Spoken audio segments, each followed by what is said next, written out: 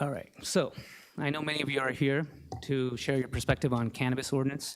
And as I discussed on Monday, the work session, I will be asking for a motion to table this cannabis ordinance. No talking back, please. No talking back. Now, if the council does decide to table this ordinance, then you will be able to talk about it on number 9, which is the oral petition and remarks. You will not be able to speak to it on number 6, which is the public comments of the resolution. I will be moving this to the Cannabis Committee for the further review. So at this point, may I get a motion to table this ordinance? Council President. The table.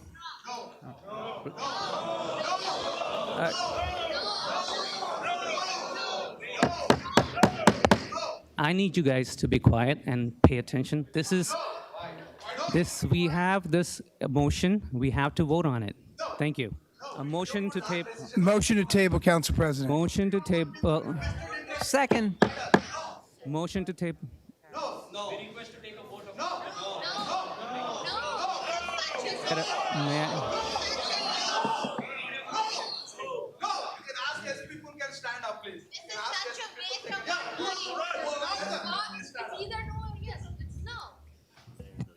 Okay, so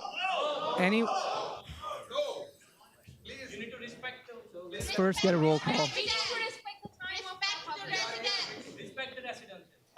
We'll be able to speak to it, as I said. No, but this is wrong. You know why we are here. You should respect our Have a motion. We have a motion and a second. And a second. Thank you. To table. The motion Second. was made by Councilman Coyle, second by Councilmember Harris to table 22-11-2024. Councilmember Brescher. Can I ask a question to the attorney? Council President, There's a motion and a second. Can we get a roll call? Councilman, I have a question to the attorney. Council, I have a question to the attorney. Again, I'm not going to talk about this. There is no debate, no questions during the vote. I'm not talking about this. It's a parliamentary process I'm talking The about. parliamentary process is that there has been a motion and a second. The vote has been called. There is no interrupting that vote. There is no asking With all questions due about that respect, vote. this is not a dictatorship. This is a democracy. I'm asking question to our attorney. The meeting has been started. In fact, you are violating your own laws. We should be starting with the first ordinance, second ordinance, third ordinance, and then you should be going procedurally to the last It ordinance. is possible to take things out of order if the request is made by the chair. The request was made by the chair to call this out of order.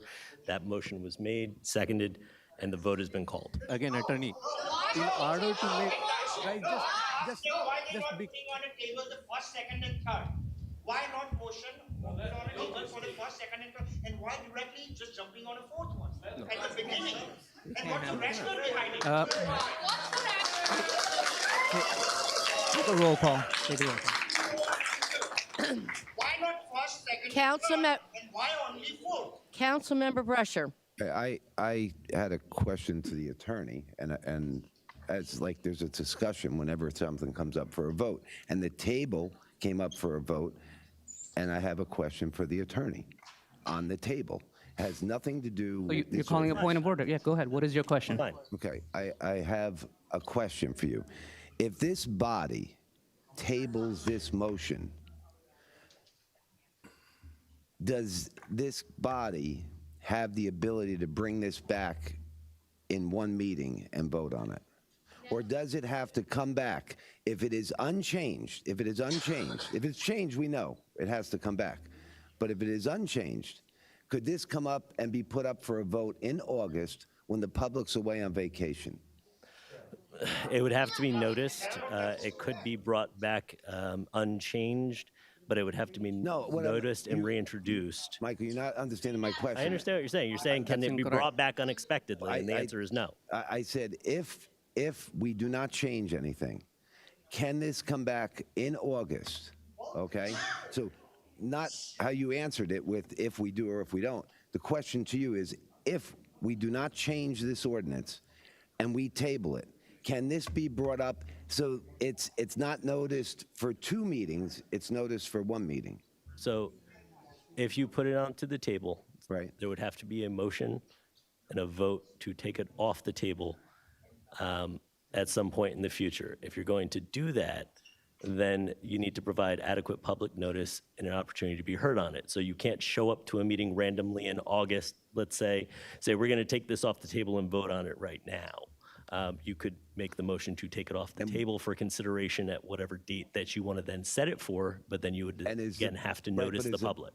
Is the public notice the same as it is now, where we put this up on the 15th, as in, like, to introduce, to put it up, and then we came back this meeting on the 28th? No, if it's unchanged, you would bring it back for that second hearing, that second reading.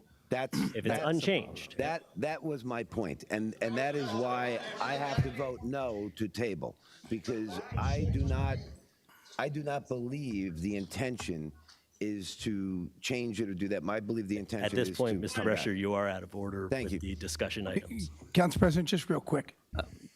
At this point, the motion has been called and is seconded. You can vote as you like. Thank you. Councilman Brescher? Oh, yes, I said I'll vote no to table. Okay. No to table. Councilman Coyle? Yes. Boyle, yes.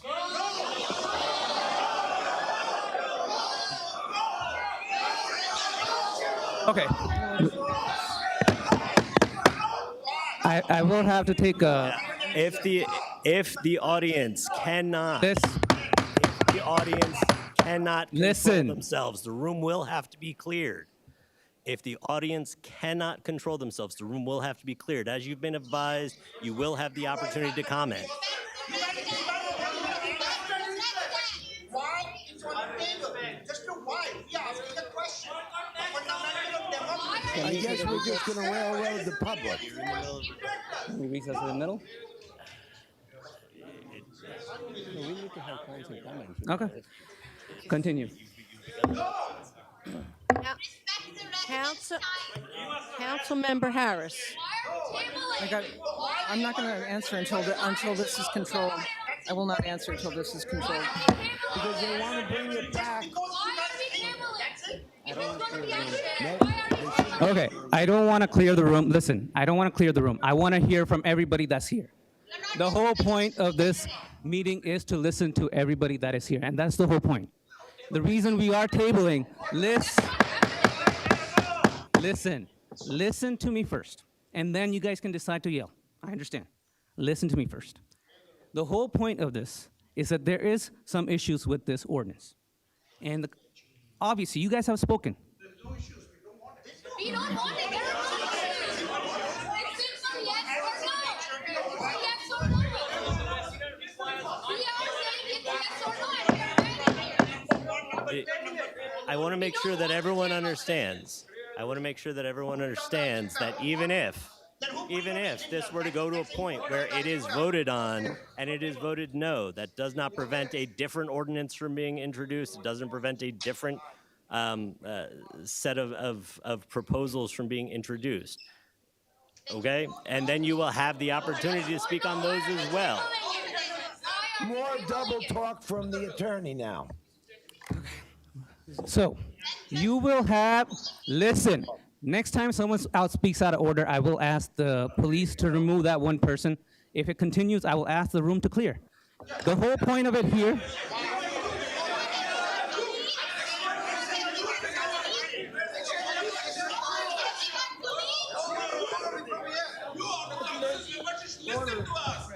Council President. I'm not going to answer until it's quiet. I will not. The people and I will I'm not going to give my vote until it's quiet. let you have a meeting by yourself. Wait, what are you saying?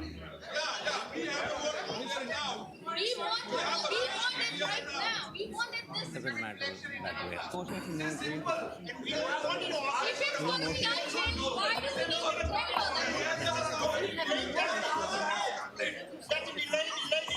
to And nobody shows up in office. We're gonna come up in August. We're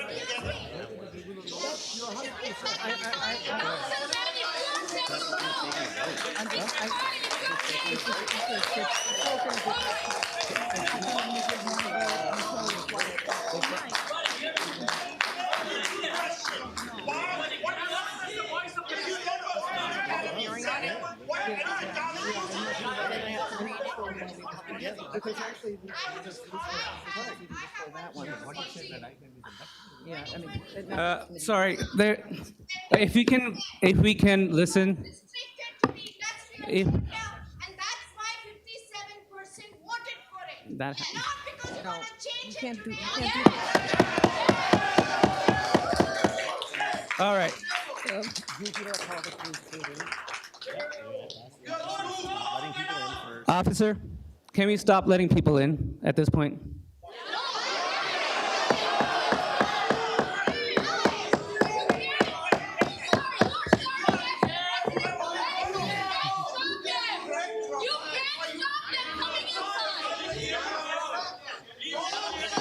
We cannot continue this. I will have to ask the room to clear.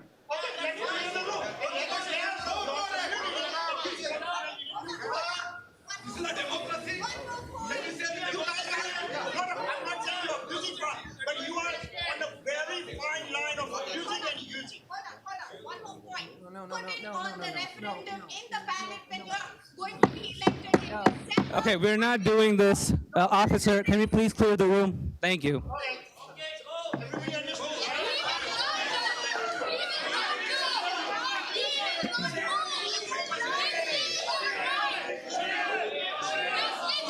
understands?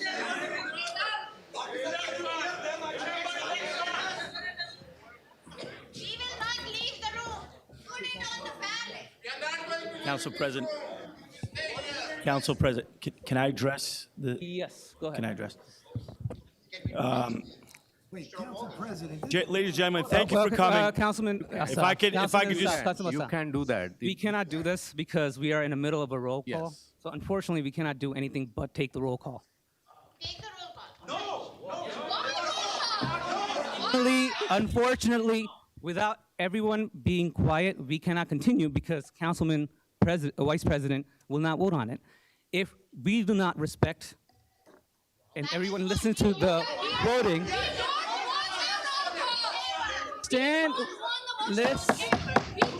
listen, I understand what you guys want. You guys don't want this ordinance. I hear you. And you guys are not going to get this ordinance today. It's not going to happen. And That's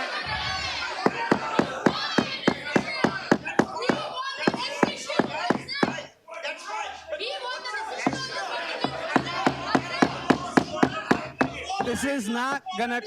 this is not going to continue unless we are in the middle of a motion.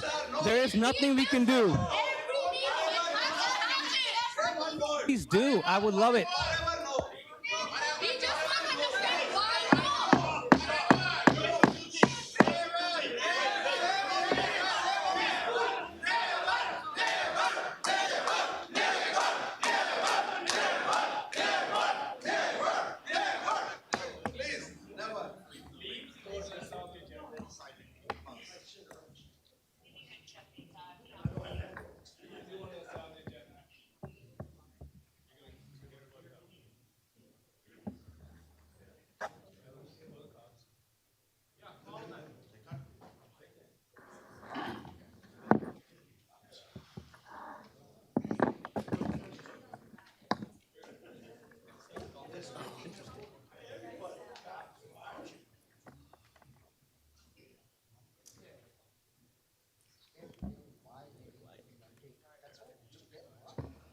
Wait for the officers to come in, or what?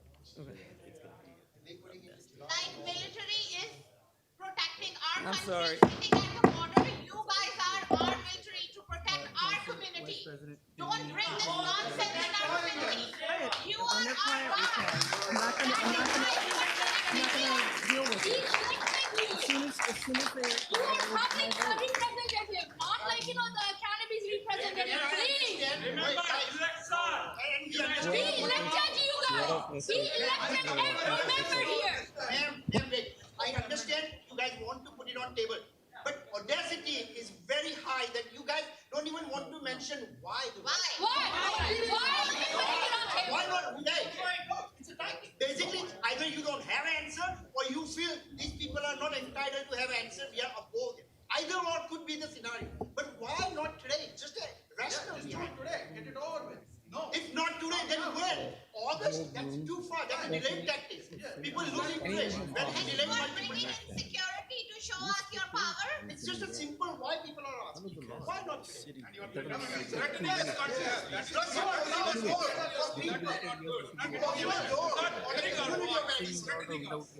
All right, I'm gonna make this clear. Right now, if anyone is speaking out of place, you're gonna be removed. All right? That is so everybody can have a fair turn speaking. There's a lot of you guys with a lot to say. It's not fair for them, it's not fair for you.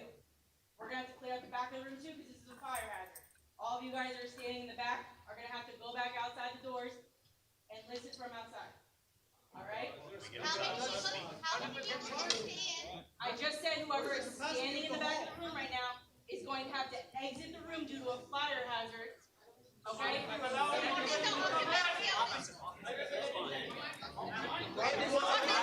Council President, you're throwing people out of a meeting because you don't have enough seats? This is very wrong. What is the occupancy of the room?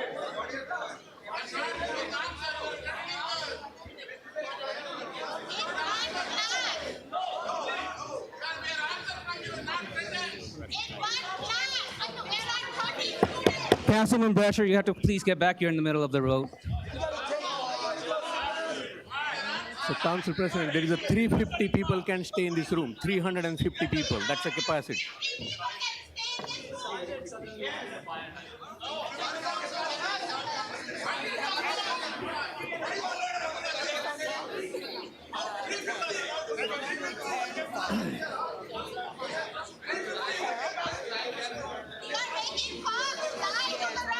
Officer. 350. 350. Officer, can we?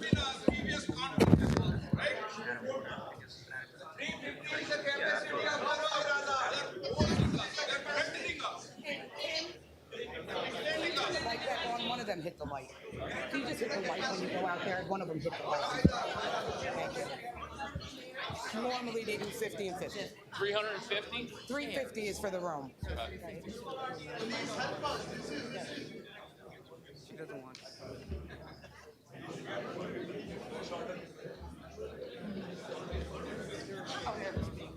What am I gonna do?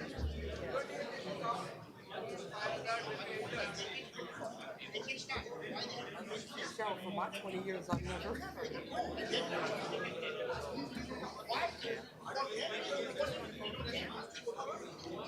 They prefer voting it down. Okay, so they prefer us having a public hearing.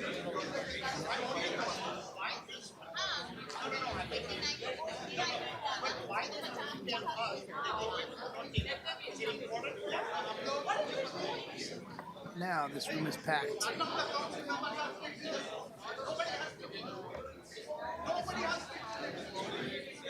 I want to see. Yes, I know. I know. I know. I know. The only way of taking control is quickly. There's no.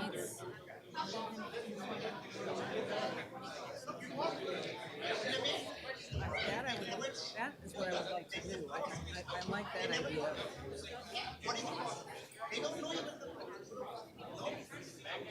so then they make it out.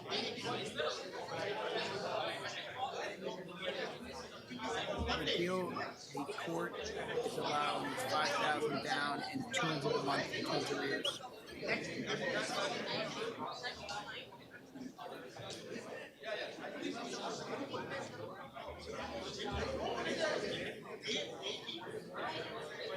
Richie.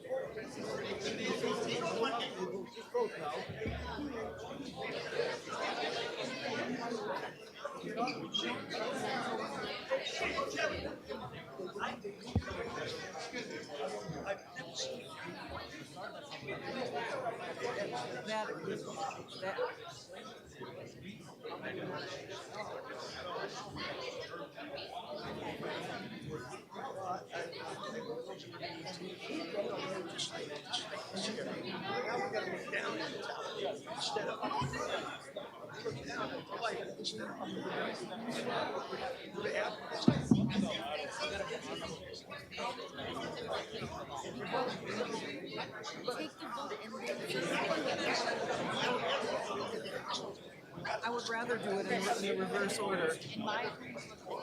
Take the vote and then speak. Just take the vote and then speak.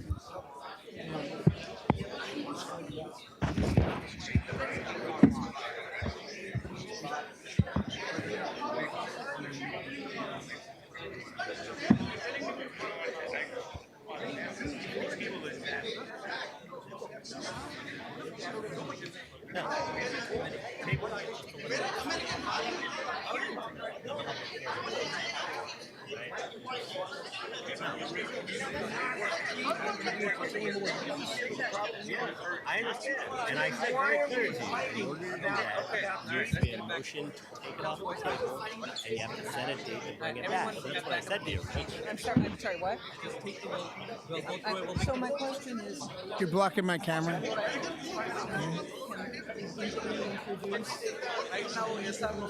over again, and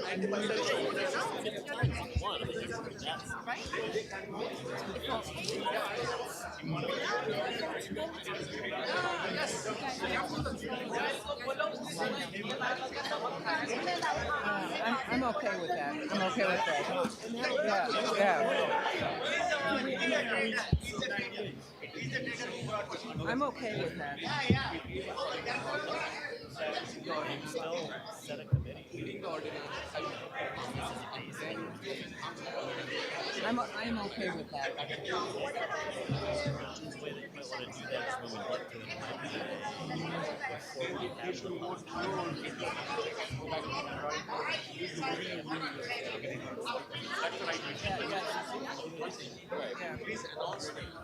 Yes.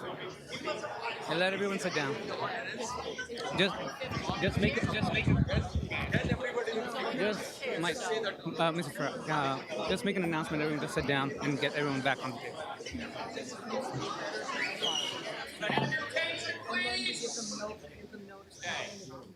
They would like to continue the meeting, all right? If everyone can just behave themselves, stay calm, hold your questions till the question portion, I'm sure that they'll be more than happy to get to your questions, okay? The meeting cannot continue if we keep shouting and talking over one another, right? There is a process. As long as we maintain the process, folks, you guys are welcome to be here. I'm sure you'll have concerns. They will address your concerns as best as they can, right? Please do not give my officers any reason to have you removed, okay? We don't want to have to do that, okay? This is your township. We are here, to serve you, and we would like you guys to cooperate with us. Everybody good with that? Yes, sir. Question for you. So, that's exactly what, thank you for saying that they are going to follow the process.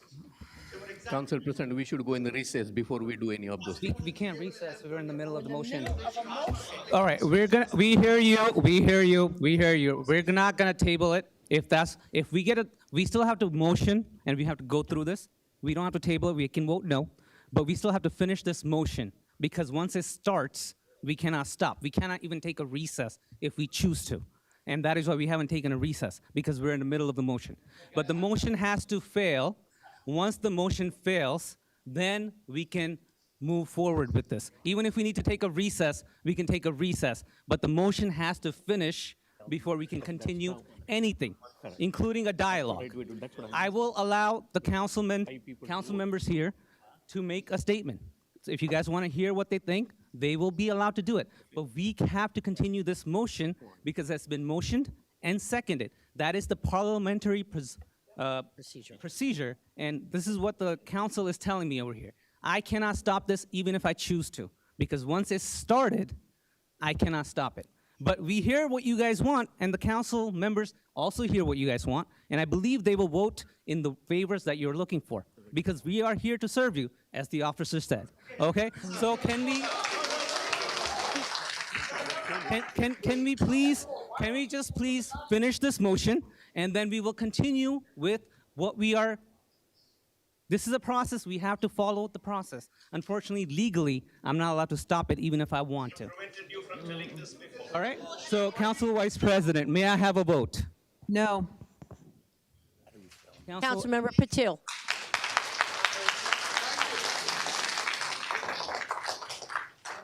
I'm making sure this vote is tabled. This all right? vote is to table this ordinance. No. Councilmember Pointer. Councilmember Pointer. No.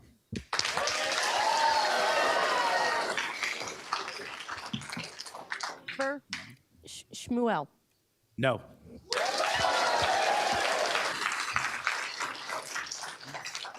President Patel. No. So now that we are done with the motion, so what will happen now, let me just explain. We're gonna go through the ordinance. We're gonna go one by one. When we get to the ordinance for the cannabis, what I will ask is we're gonna open up the public comments and you will all get to speak. Whatever you like to say, you will all have 6 minutes to speak to it, okay? And we will listen. That's why we're here. Once the public portion closes, then I will ask the council colleagues to make a statement. If they choose to make a statement, they don't have to make a statement. It is up to them, all right? So as long as we can follow these procedures, we can continue down this road, okay? And everyone has to be quiet. If you are not being quiet, I will ask the officer to clear the room, and I will ask the officer to remove the person that is speaking out of turn. Unfortunately, there is no back and forth. This is not a discussion. We are here to do work for the township, and we will make our positions known. Don't worry. When we vote, yes or no, that's our position on a particular topic. All right? So if we can be quiet, we can continue with this meeting. Thank you very much. Madam Clerk, please read ordinance. Council President, I'm just recommending a motion to go into recess. May I have a second? Second. Okay. May I get a roll call? How long is the motion recess for? How long is this recess? 5-minute for? recess. 5 minutes recess? 5-minute All right, recess. may I have a second for the 5-minute recess? Second. May I get a roll call? Councilmember Brusher. Yes. Councilmember Coyle. Yes. Councilmember Harris. Yes. Councilmember Patil. No, because there are 100+ people waiting in the room. I don't want to waste their time.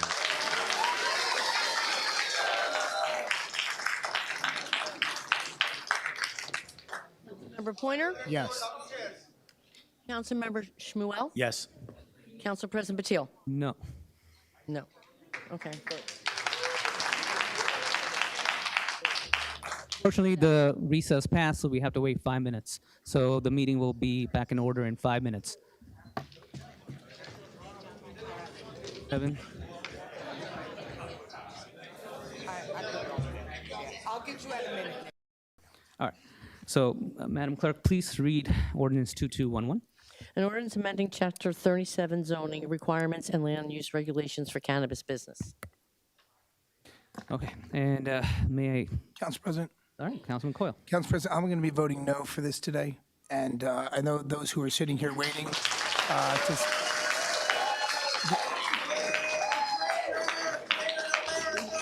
those who are sitting here waiting to discuss, if you can make your comments brief so other people can speak, you can yield your time as you choose. It's your 6 minutes, but there's a lot of people here. If you add up 6 minutes, we could be here till 2 in the morning. So it's great to hear from everybody. If you have something new to say, wonderful. Again, Council President, without no further, I will be voting no when we vote on this. Thank you. Councilman Coyle. Councilman Patil. Thank you, Council President. You know, when the meeting started, I was really unhappy because we really were murdering the democracy and the process of our work session. But anyway, I think, you know, based on my last 8-9 years, this is the highest number of residents, taxpayers who care the community came to this council chamber. That shows how sensitive this issue is to the residents and to the taxpayers. I think, you know, this was an attempt when we started this. I called this and I said, this is undemocratic. This was an attempt to choke the residents' right, but I'm happy to see that, you know, residents will get time to speak. So here are my pointers here. Thank you to Board President and the entire Board of Education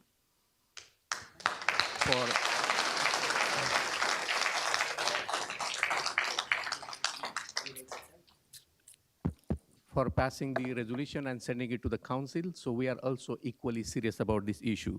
The reason I'm saying that, in fact, this council should be more cognizant about the impact of any ordinance that we approve or we put this on agenda. And the reason I'm thanking Board of Ed, they took initiative to send it back to us. In fact, it should have been other way around. Coming back to the ordinance itself, when we introduced the ordinance, I was very clear that this ordinance is detrimental to the community at large. This is not about South Edison, North Edison, Clara Barton. We have to think through the impact of this ordinance and cannabis spread throughout the town and the impact on our school system. The people who move into this town, this is because of the great school system, because of the great neighborhood. It's a safe town, and we love this town.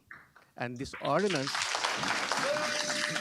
have been creating a detrimental effect.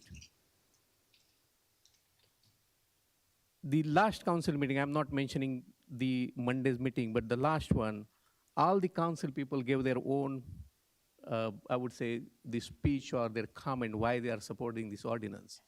I don't think they ever thought what's the impact, the long-term impact. We are talking about the revenue, we are talking about the access, and you and I said that we will be getting, there will be facility in Metatron drive-through, that is in Highland Park, there will be in South Plainfield, there is already in one Woodbridge. The current zone that we picked, that was the reason for that it is far away from the residential neighborhood, it is far away from the school system, and we are still honoring the people who wanted the cannabis in the town. So we did what we could do as this council. But what this change, all these zones were discussed 3 years ago, and we kind of came out again, I have Councilman Brescher, we said this is dead wrong. We can't put this into the neighborhoods where we have the dense population. Whether good or bad, Edison real estate is at peak. We have very dense community. You go anywhere, you see many, many people, right? So it is not that we have 1 mile stretch that no one is living. We are a very dense community. It's a community that cares our neighborhood. So the reason, again, you all have to come here is because there is a lack of representation. We keep talking about, hey, you have the council. Unfortunately, if you look at all the locations on this ordinance are from 08817 zip code. And I don't think the council person or the council, that neighborhood is represented well. So maybe this is a trigger point for us to look at the ward so that this council will have more members from the South Edison who can represent their voices. Again, I'm not saying that who should come, who should not, and who has what position on this particular, but I think this is, the moment that, the people has to think about. Do we need the representation from the South Edison to represent their interest? When I said that, I'm at large, so it's my interest to protect everyone, regardless, South, North, or Clara Barton, and that's why I'm opposing this ordinance. This could be another opportunity of public advocate, and the reason I'm bringing this up, if the cannabis store comes in your neighborhood, God forbid, even this fails and new ordinance comes in and it happens to be in your neighborhood, who do you have to represent in the planning and zoning board? None.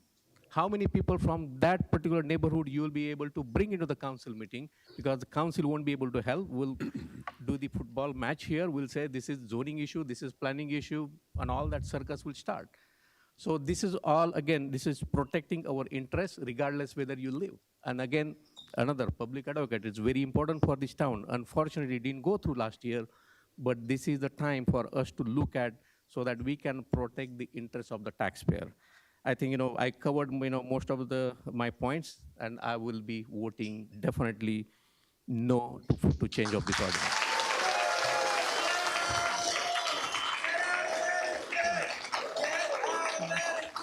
Councilman Pato, Council Vice President. Yes. First of all, I want to tell everyone I really appreciate your passion in being here. It means a lot for us to hear what you have to say, and your presence here is appreciated. Unfortunately, this ordinance was introduced in such a way, I'm going to use words that would rhyme, that would it would rhyme with Buster Luck. The ordinance was introduced in such a clumsy way. The communication about it was just awful, just awful. And so I believe it is the right thing to do to just have this discussed. What I will say is, now I haven't made a decision about where we're going to go with this. We are going to be forming the subcommittee. The details on that are still to come. Details on that. Please listen, everybody, please. I'm asking for your respect Just to hear me respectfully, out. please listen. Thank you. Thank you, thank you. So we're going to take a look at this here from all sides. Not sure exactly what that's going to look like, but we will hear from all sides. And I will, to the concerns about this being brought up again in the dead of night, not while I'm sitting here is that going to happen. I would not allow this to be in the dead of summer when people are on vacation. So as long as I'm sitting here, as long as I'm Council Vice President, I would not allow any amended ordinance or a brand new ordinance to come up when nobody's looking. That ain't gonna happen. That's not gonna happen. So, All right, thank you, Council not, Vice. so once again, I appreciate everyone's passion about this. There's a lot to dig through. Interested to hear what you're going to have to say at the end of council comments. And again, thank you for being here. Thank you, Council Vice President. Anyone else? Council President? Councilman Pointer? You can go. It's okay. Councilman Pointer? Thank you, Council President.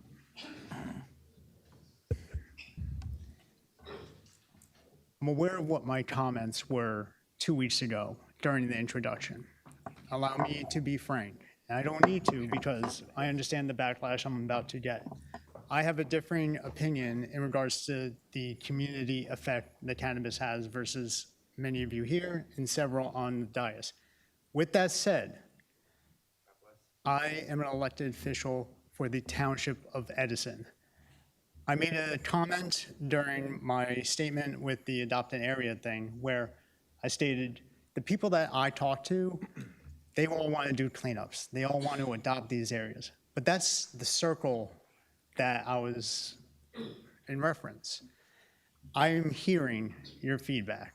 When I made my statements in regards on 2 weeks ago, I made mention that my understanding was in regards that the buffers were remaining intact. With the clarification since then, I think it's only fair to reevaluate. That's why, personally, I'm okay with tabling, but I understand with what's here. Excuse me. Excuse me. I'm not going to motion the table. We're going to go through. It's already been, all right. I just want to say that I am hearing everyone's concerns. I know that there is a demographic that does have a differing opinion, and that's okay. Excuse me, sir. Excuse me. Excuse me. Excuse me. Please respectfully listen. Please respectfully listen. It's not fair that you have to listen to the Councilman Pointer, please. We talked about diversity and hearing everyone, yet when I offer a counter, that's what I am received with. I'm being open and frank about the discussion here, and I think that's healthy for us as people and as residents of this township. Okay. Well, when the vote comes, you'll see how I vote, I guess. But Thank you. my only thing is that I'm hearing what everyone is saying. I do agree that if this comes back up, it needs to be reevaluated and modified versus how it was currently presented, and done so in a rollout that is much more open and informative. So, Thank you, Councilman Pointer. Councilman Brescher? Yes. I'd like to first off thank our residents for coming out to this meeting tonight.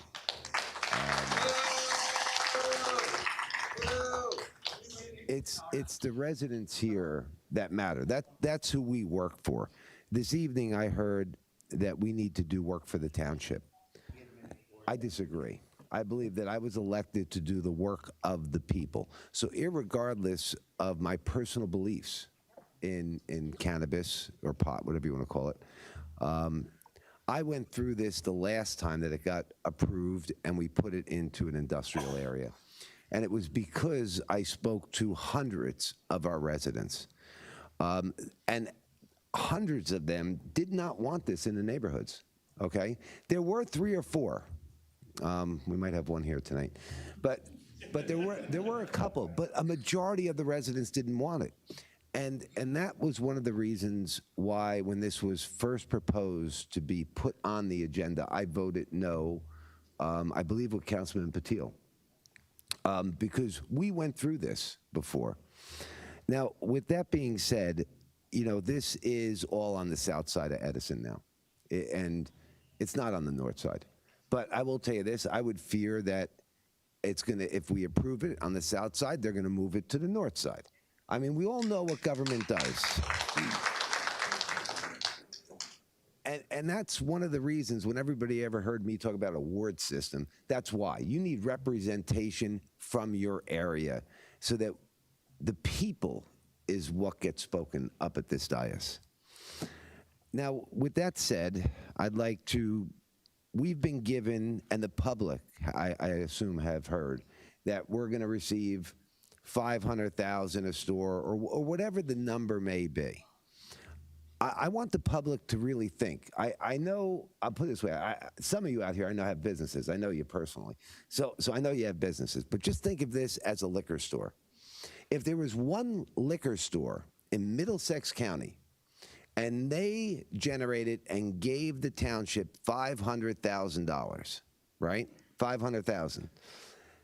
If every other town in Middlesex County opened up many other liquor stores, so now you didn't have one, but you had 10, each town would only get $50,000. You're not going to sell more liquor because you opened up more stores.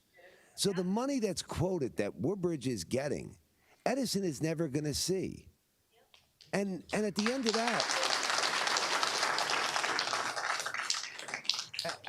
that, even if it's $50,000, as anybody here knows, and I scream at the business administrator when we're spending $20,000 over. Money does matter. But does it matter when we change the quality of life in our community?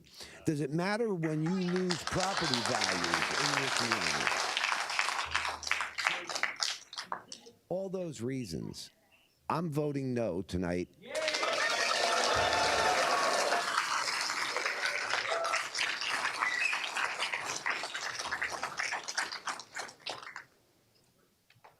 Okay, anyone else? All right, seeing none. As for me, I will also be voting no on this.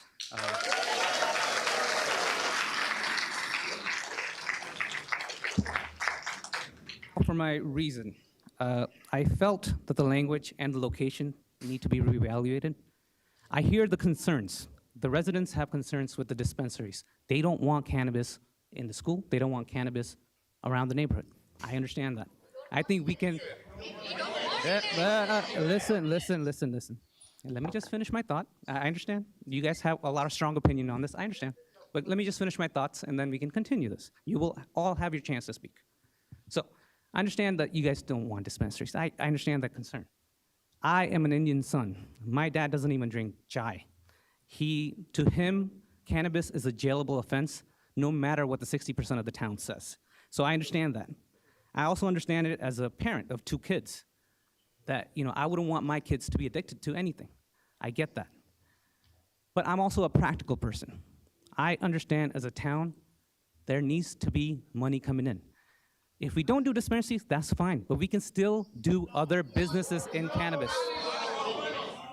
Listen. We have, listen.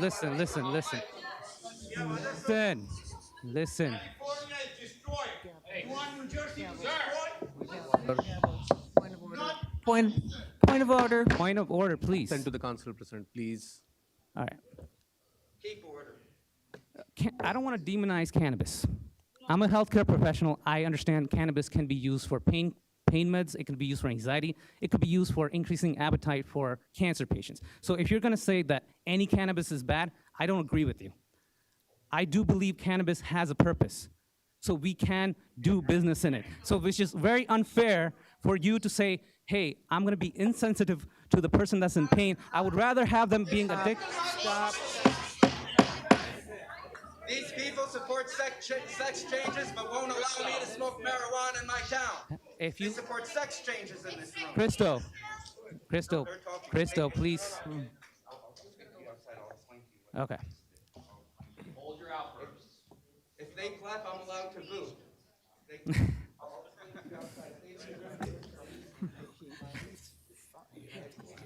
I don't believe in demonizing cannabis. I believe there is a need, and as a town, we can serve that need. We don't necessarily have to have dispensaries. Like many of the council members here said, that there are other towns that can have dispensaries. Fine, but we can grow. We have dilapidated warehouses that are sitting empty, that are not producing taxes for us residents. If we can get those warehouses to open up a cultivation center. I'm not sure how this works out because I don't know the business of cannabis. But what I'm saying is, if we can use cannabis to increase our tax revenue, at the same time help the benefits, I think that is, if I will be voting no on the cannabis ordinance, but I am open to another cannabis ordinance that does not necessarily open up dispensaries, but it does do business in other sectors with cannabis, if it helps the residents. We have legalized cannabis. We have legalized cannabis with 60% of the vote, so the town's residents have spoken.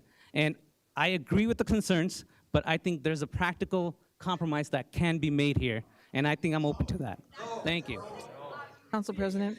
Council Vice President? I just wanted to add one more thing. I completely buried the lead that my intention is to vote no tonight.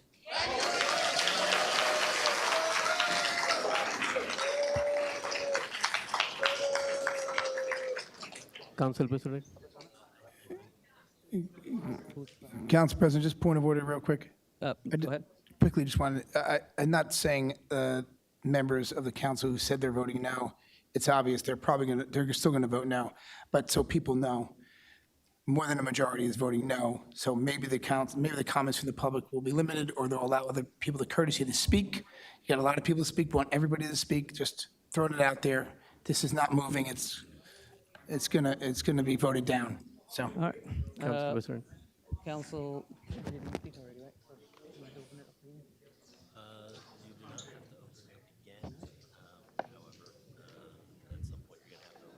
So, Council President, I just want to make one quick note. okay, Councilman Patel. Yeah, thank you again.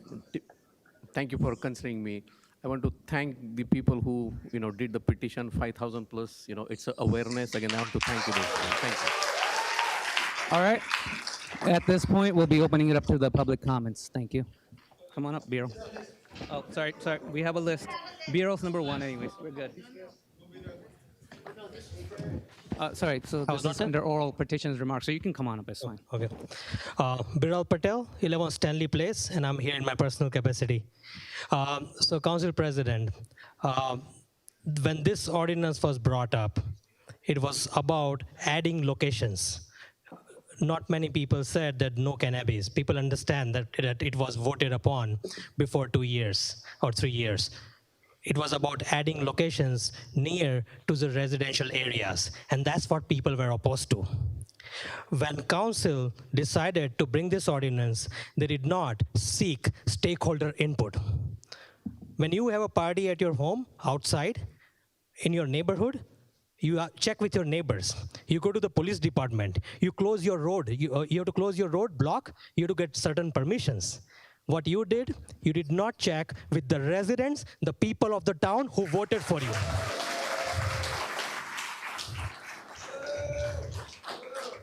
The same people of the town moved to Edison, or were in Edison from very beginning, in this wonderful town that we live in, for quality of life and the wonderful schools. You disregarded, you did not check with the Board of Education. You disregarded the will of the people, and you disregarded the Board of Education. You did not check with one single school principal, one single teacher, one single staff member, one single parent.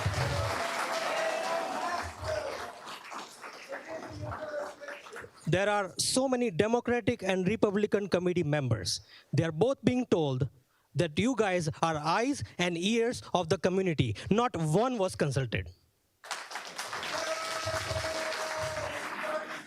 After the ordinance was put, Democratic committee members, Republican committee members, as well as several members from the Board of Education or other bodies, and these residents who voted for you, approached council and wrote several emails to express their opposition. For days and days, there was no response.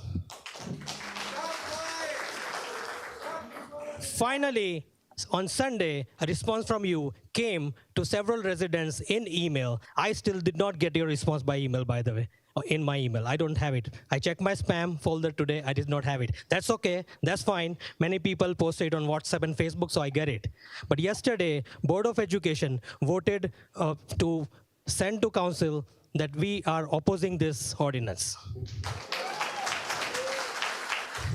On top of it, the Board of Education created an ad hoc committee realizing that this issue tomorrow could get worse to tackle the vaping and substance abuse crisis in our schools.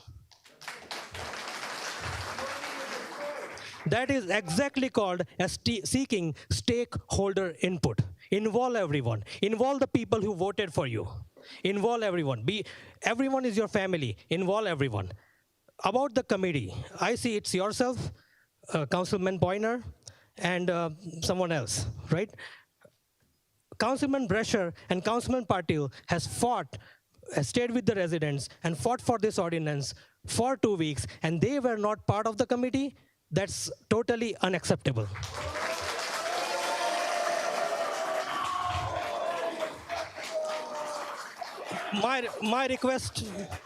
My request here is to involve a greater stakeholder committee for future, not only for this ordinance, but everything. It is democracy. In the beginning of this meeting, when there was a huge ruckus over here, and everyone was expressing their opinion, why did it take 15 to 20 minutes to settle down? Our guts would be, these people voted for you. Guts would be, all right, what do you guys want? Let's give it to them. These people voted. These are the residents. These are the taxpayers. Let's give it to them. It's for them. You are a council member. All of you are for them. They are the ones who vote for you. They are the ones who pay your taxes.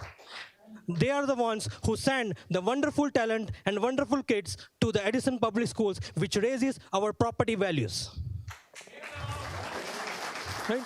So my request is, in the future, please involve the stakeholders. I have said enough about the stakeholders in my letter to the council, in this speech, and in several comments that I have made. Please involve people before making any major decisions, and I really thank you.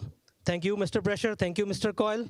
And thank you, Vice President Harris. And thank you, Mr. Patil, who have right now said to vote no. Thank you so much. We are at such a relief. We really appreciate your gesture. Thank you.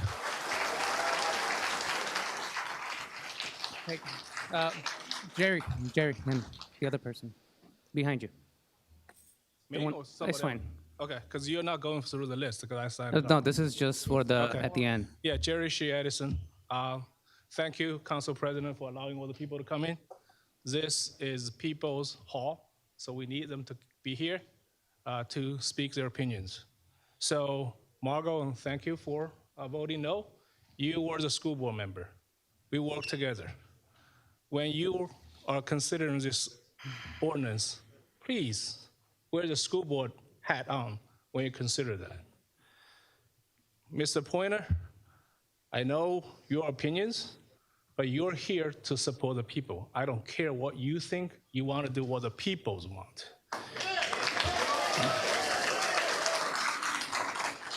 Okay. Nish, you're one of the two members on the subcommittee. You know your neighbor has one of the two licenses. So I think it's wise for you to recuse yourself from the committee.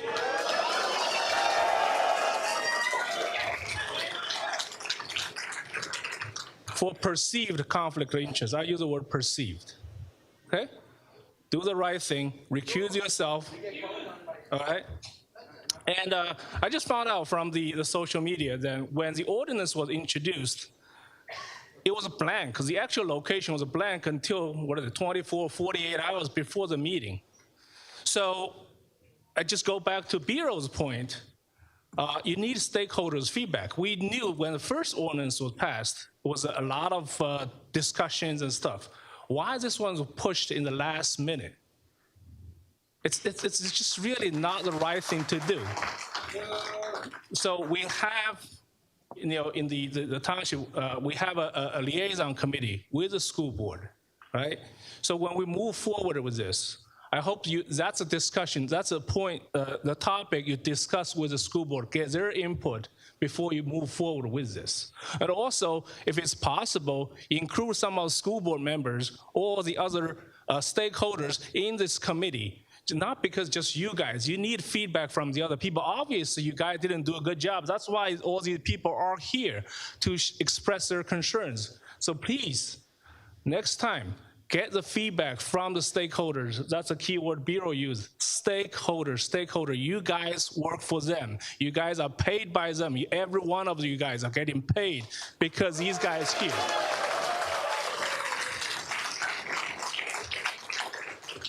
Some of you mentioned $600K revenue from Woodbridge. I saw on the newspaper as well. But have you every one of you calculated backward to see how much cannabis they need to sell in a day to get $600,000? How much they have to sell in a day? And how much foot traffic it is. There's a limit on how much you can buy. Do the calculation before you actually introduce these locations, okay? Again, I thank you guys for not tabling this and voting no on this, but I also have a question to the council president. What is the process to reintroduce the ordinance if the ordinance is voted down? So that's my question. So if the ordinance is voted down, there wouldn't be a reintroduction of this ordinance. It would simply be the regular process for introducing an ordinance, which would require a first reading, a notice period, and then a second reading like we've done with this one. So it just goes through the normal process again as a new ordinance, not as a reintroduction of this ordinance. Okay, since you took my time, I just want a couple of seconds back. So when you actually reintroduce or whatever you guys try to do, get the stakeholder feedback. Thank you very much.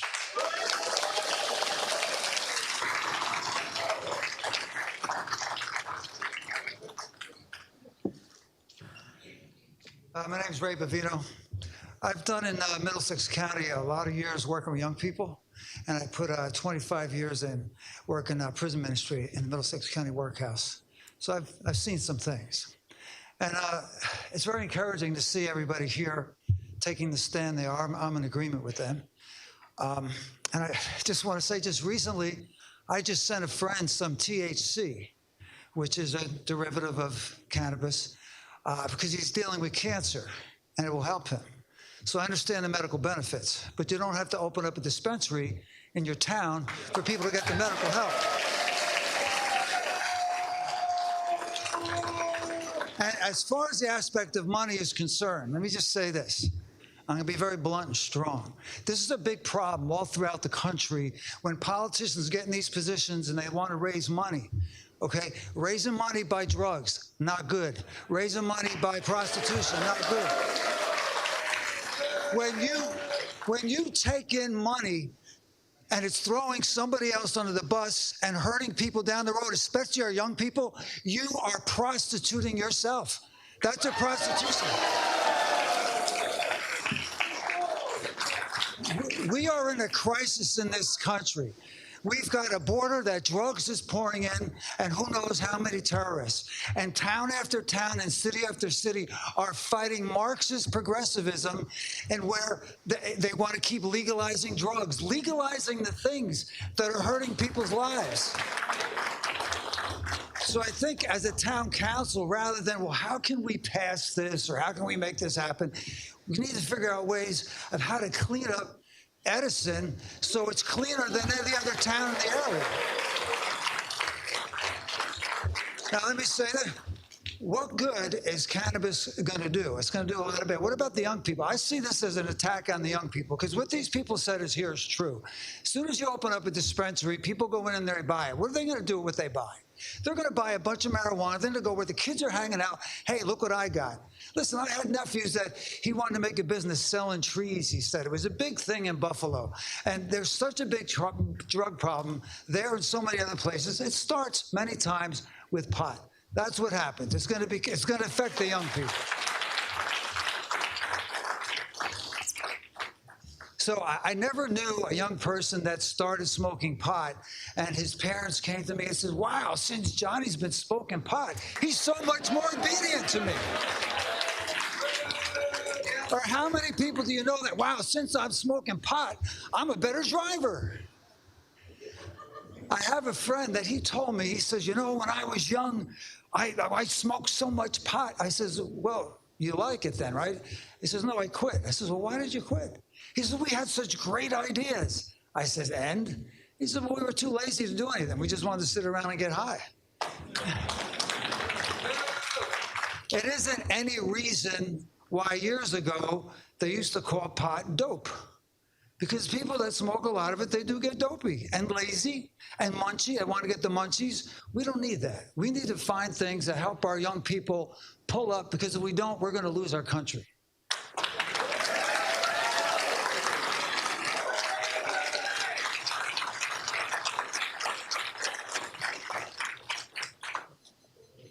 Is it my time yet? Yeah. Okay, I'm here to Name speak and about.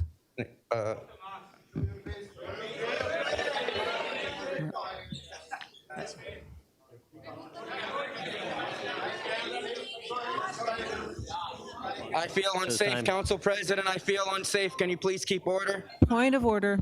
Point of order, please. Can we just, Crystal, you can continue. Please keep order, because I'm. Point of order. I don't want people to rush me from behind. Please, Yes. please keep order. Let me know. We're ready for you. Let me know, Marlena, when my clock started. My clock started? Okay. The majority of these people in this room have not lived in Edison as long as I have lived.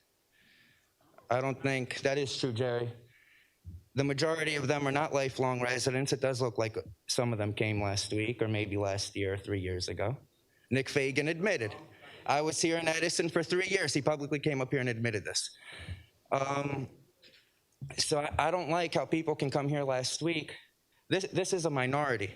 More people want. Crystal, can we stick to the ordinance, which is cannabis, please? These people, I am a lawyer. I'm speaking. Okay. I am on topic. Okay. Just for can we stop Mr. Christo's time for just? Okay, just for clarification, Mr. Christo, when you say that this is a minority, you mean this is a minority of the residents of the township, correct? A minority of the people who don't want the marijuana. I think the majority of the residents always wanted the marijuana. That's all I'm saying. All right. So where I live, I bought a joint right before I came here, and I bought it right on the Edison border, right next to Duclos Avenue, in front of Fox Road. We already have a pot shop in Edison. Basically, it's Holland Pub. It's in Edison. So I really don't understand why all these other townships can generate revenue, but Edison can't generate revenue. I don't understand why we're allowing this 1930s fake outrage. This is an orchestrated event here. The Board of Education people, specifically Board of Ed member Baral Patel, all told them to come here with fake outrage in a WhatsApp group. Okay? These people talk about protecting the children, okay? But Edison, New Jersey, and Edison police do not protect the children. They protect child sex predators. When the time came to protect the children, I protected the children. This town protected sex predators. Why weren't they supporting me for exposing the sex predators coming to town? So this whole notion that they're here to protect children is false. Half of these people would support the children getting sex changes. So, I mean, You know, I really don't understand that. Marijuana is legal, okay? So we already gave out a license. How much time do I have left? About 3 minutes. About 3 minutes? I want to know why. I want to know why these people who are the minority in town.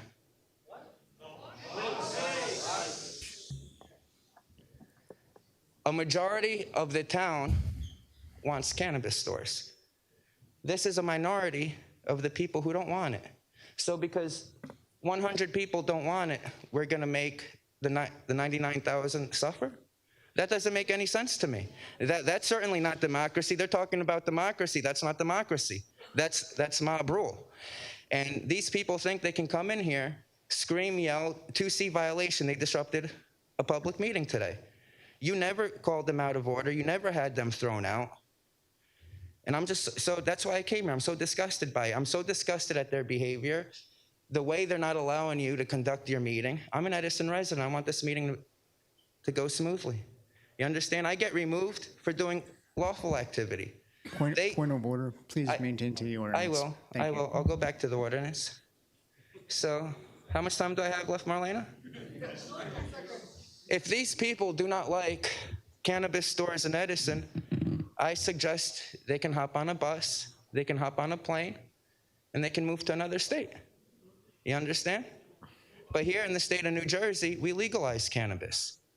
You understand what I'm saying, Council, through the chair to Councilman Coyle? Councilman Coyle, you understand what I'm saying? Are you a Democrat? Or do you support the mob rule? I can hear you. The last time I came here, okay, the Captain Todd incident happened, and mob rule happened from the very same people because I exposed Bral Patel. Point of order. Please be on the ordinance. Okay. I'm disgusted at the way these people behaved, okay? None of them care about protecting the children. If they care about democracy, then they would respect that here in the state of New Jersey, we voted for cannabis. They would respect that the majority of residents want cannabis stores. You understand? I don't understand. You can't even if you filled it up with 500 people, it doesn't matter. Fill this up with 5,000 people, it doesn't matter. The majority still want the cannabis stores, and we always wanted it. Since the 90s, we wanted it.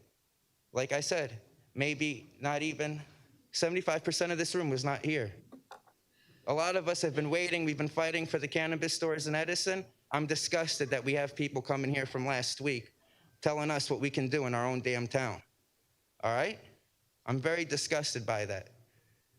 And you can't even prove if half the people in this room are even residents. Some of them could be from Woodbridge. They could. Point of order. Crystal, please That's all I'm stay saying. Stay to the topic, please. Okay. God bless America. God bless the cannabis. We want cannabis in this town. I'm going to light this up. I got a joint. I'm going to light it up. Okay, I'm going to light this joint up. There's nothing anybody in All this right. room can do Thank you about for it. your Thank comments, you. Crystal.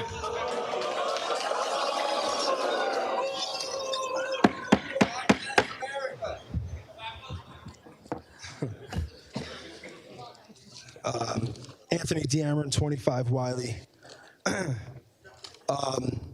Council President, I hear the argument. It will generate more revenue.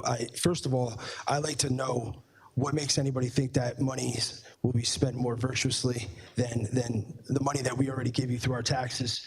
I also wish that this much effort by the administration to put out an ordinance and have something like this passed was put towards things like cleaning up our roads, putting more patrol officers on the street, making sure our town is safer, having subcommittees for things like that, than doing subcommittees for cannabis. It just tells you where our priorities are. They're just so backwards, and it's from the top down. And I'm disappointed by the administration would put this much effort, and knowing the feedback that the administration's getting, to not put their efforts towards the more important things that matter. And it is absolutely, it's absurd. I'd also like to know where the administration is getting their facts. I'd like for them to point to the point of history of a township or any jurisdiction that cannabis has improved the quality of life for its residents and has brought the town prosperity and everything else. Point to the history. Point to where that has happened. Where the administration is getting their ideas and facts from the sky. They're pulling them out of thin air, and they're putting this, again, effort in when they should be focusing on other things, and I'll repeat myself, such as cleaning up the roads, our township, and making sure that our town is safer. I'd like to see more patrol officers on the road as well, and having subcommittees for that. So subcommittees for cannabis, it shouldn't even be, honestly, it shouldn't even be the case. We should be focusing on more important things. And if you need money, find cuts somewhere. Find cuts. Why don't we ever cut anywhere? We don't ever cut from any department, from any other thing. We cut from the police department, or we move money, $2 million from the police. We've done that. But we should be finding cuts elsewhere. I'm sure there's a lot of abuse, a lot of misspent money, mismanagement of money. We should find it. So I applaud this council for not tabling it, hopefully voting no. I don't believe it has happened yet. I also want to commend the Board of Education. Tremendous job, leading by example. And that's all for tonight. Thank you, Council President. Thank you, Anthony.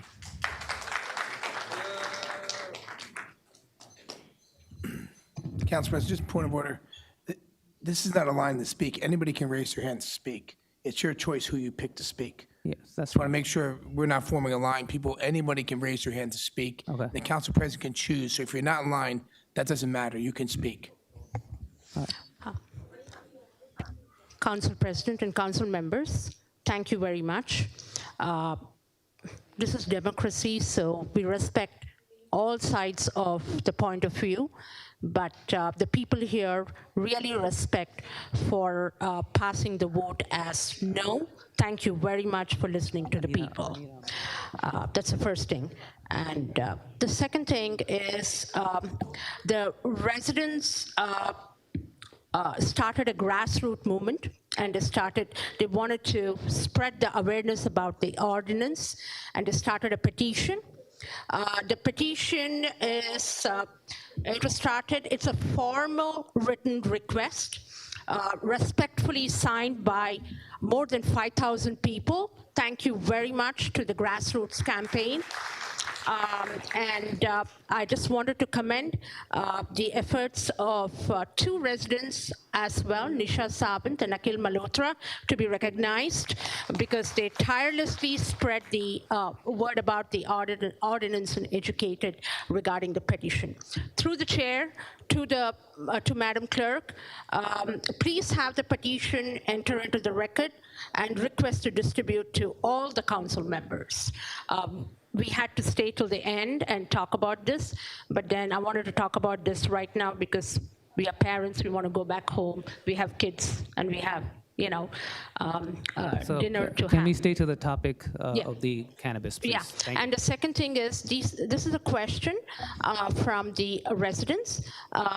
For the subcommittee, can we have other people to be represented, including committee people or the residents, or should it be only council elected people? This is another question from a lot of people. Thank you. So thank you, and thank you so much for your time. Thank you, Anita. Anyone can raise their hand. I can pick anybody. Oh, okay. All right, that's fine. Okay, so quickly, I'm not gonna use my all 6 minutes or 2 minutes or 3 minutes, but just quickly, I'm gonna say few things you brought. Name and address, please. Sorry, my name Mehul Mehul, Shah. and address. Address 961 Beatrice Parkway. Okay. One thing that you guys mentioned, money, and it's all about money, right? So the first question I'm going to ask is council failed to innovate how to generate revenue in a town, and that's why we're coming to this particular solution.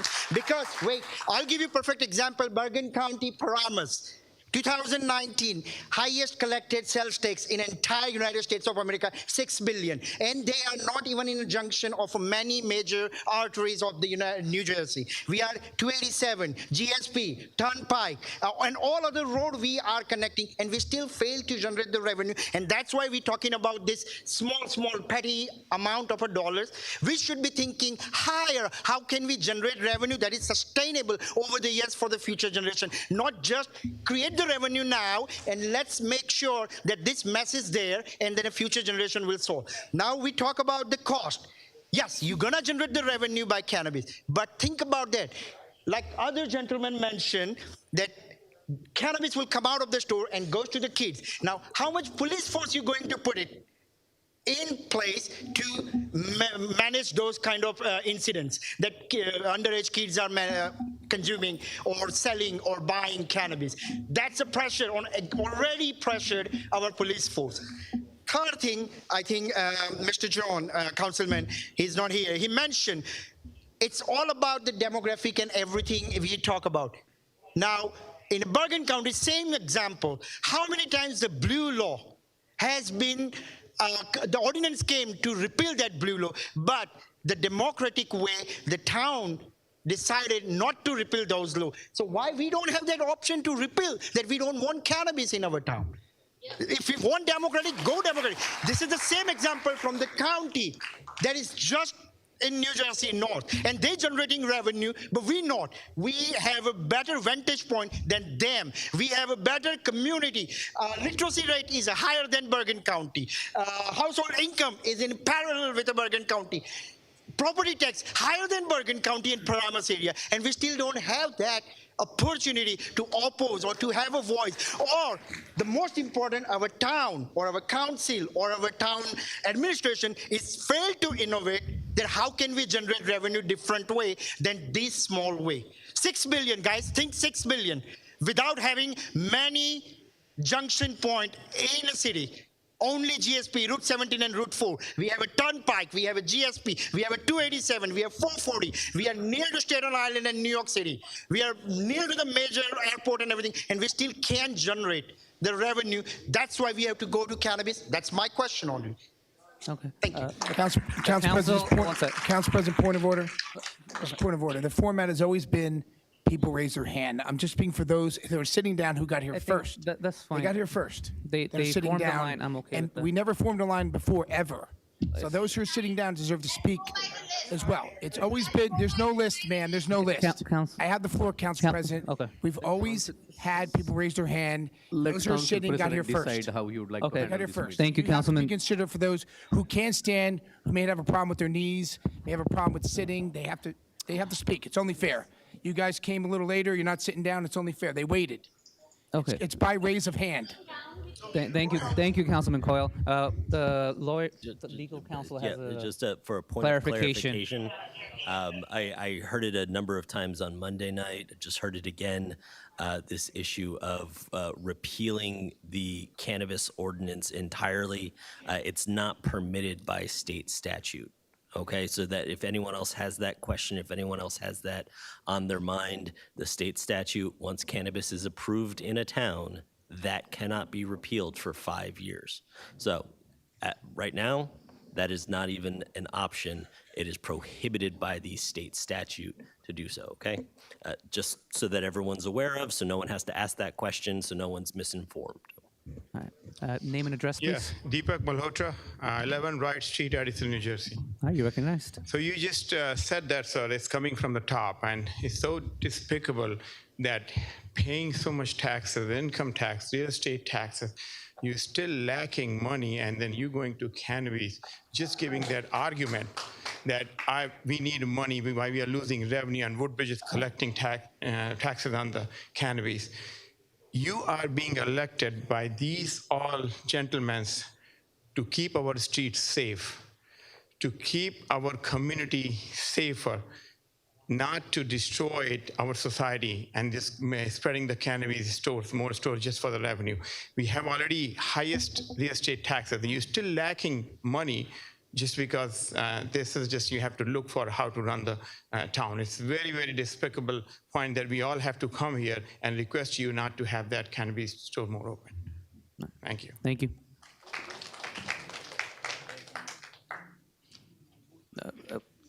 Just one alternating one person and the other, okay?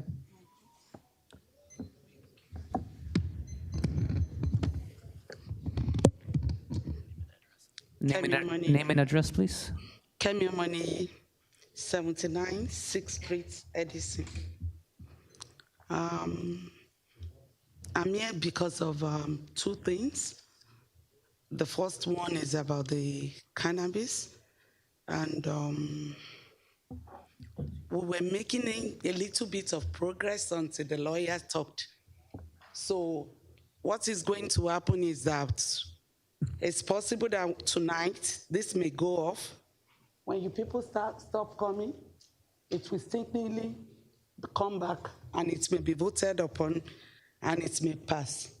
So this time around, keep your eyes open, keep your ear open, be persistent and be here. If not, it's going to pass. Number two of it is that number one, we've talked majorly for the youth, for the school children.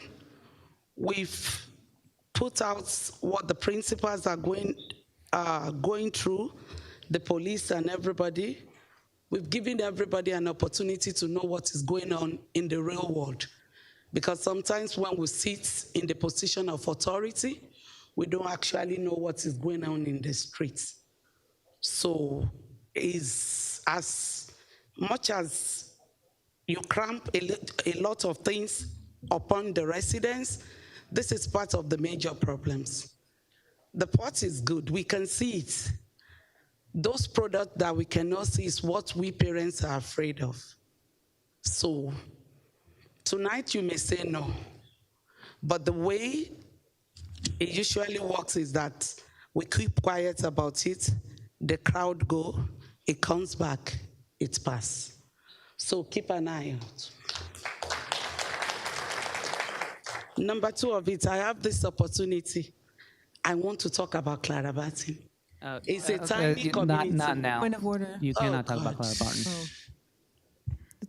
This is an opportunity. Because it still talk about the children. Council President, she's out of order. It's on the ordinance for cannabis I only. know you will say I'm out of order because it has to do with you. You live in that community, you don't do There's anything. people waiting to talk about this ordinance. So I know. We need a walkway in front of that property you are approving. Point of order. Thank you. I appreciate you. We need a walkway. All right, next. It's a school premises. She's out of order. You're out of You can order. speak a couple comments. And the vote was voted down, by the way. You are not. All right. Name and address, please. My name is Gopi Attali, Sagamore Avenue, Edison, New Jersey. You're recognized. And Council, I know it's been tough. Thank you for your patience. But the bottom line is each one of the residents are passionate and are coming here out of their own interests. And all the online petition of 5,000, majority of them are Edison residents. You have gotten hundreds of emails from Edison residents, and the board overwhelmingly opposed BOE. So again, coming back to the point that earlier speaker made, and in lieu of the time that we have today, right, we all are under the impression that it is going to put to vote and it is going to get voted down, right? Regarding this ordinance, that is one thing I would want to ask as a clarification, taking the time into account that it has to be put to vote. We saw all verbal no's, but it has to get to vote and it has to be voted down, right? And coming back to the same point, we don't want any kind of this ordinance at all in Edison, right? We are, Edison is, it's an American dream for most people, and nobody is outsiders. Everybody are residents, first generation immigrants who work there, who are hardworking people who are contributing to the society, right? So everybody here is a valid representation. So the request on behalf of the entire people here and the entire people who have voted in favor of the petition asking to oppose is get rid of this ordinance, and we don't want drugs in Edison. Understood that you have an existing ordinance and there are businesses on Amboy Avenue. Please take this opportunity to revisit that. Look at those businesses. You know, if you want to continue to do something there, fine. If you, again, the public opinion is get rid of those as well in a most efficient way, right? That is a sincere request, right? So coming back to the macro things that I just touched upon, right? 2012 is when it started in Colorado and Washington, right? From what we hear, they were in a different situation. You know, the incarceration rates were high, everybody was having it, they were shortage staffed, and then they said, okay, let's legalize so that it takes ease of law enforcement officers. But taking that as an example, and every state trying to go into recreation marijuana legalization just doesn't cut it, right? We are at a tipping point where there are 24 states in this country that are legalized recreational marijuana. And in 2019, in an estimate at 2022, the estimate was 35 million pounds of supply.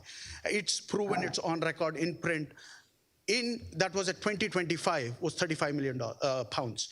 And in 2022, realistic actuals was 45 million pounds of marijuana. Now, where do you want to grow warehouses? Why do you want to make, I don't know, is America going to be an exporter of marijuana? Is that where, as a country, we want to head?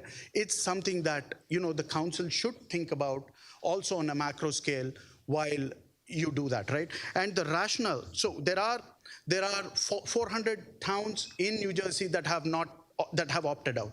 90 are only opt-ins, right? Some with only medicinal marijuana. So we opted in, people didn't know, they didn't realize, some people didn't know, they were thinking it was medical marijuana, they didn't look at the ballot, they voted. 57% is abysmally low.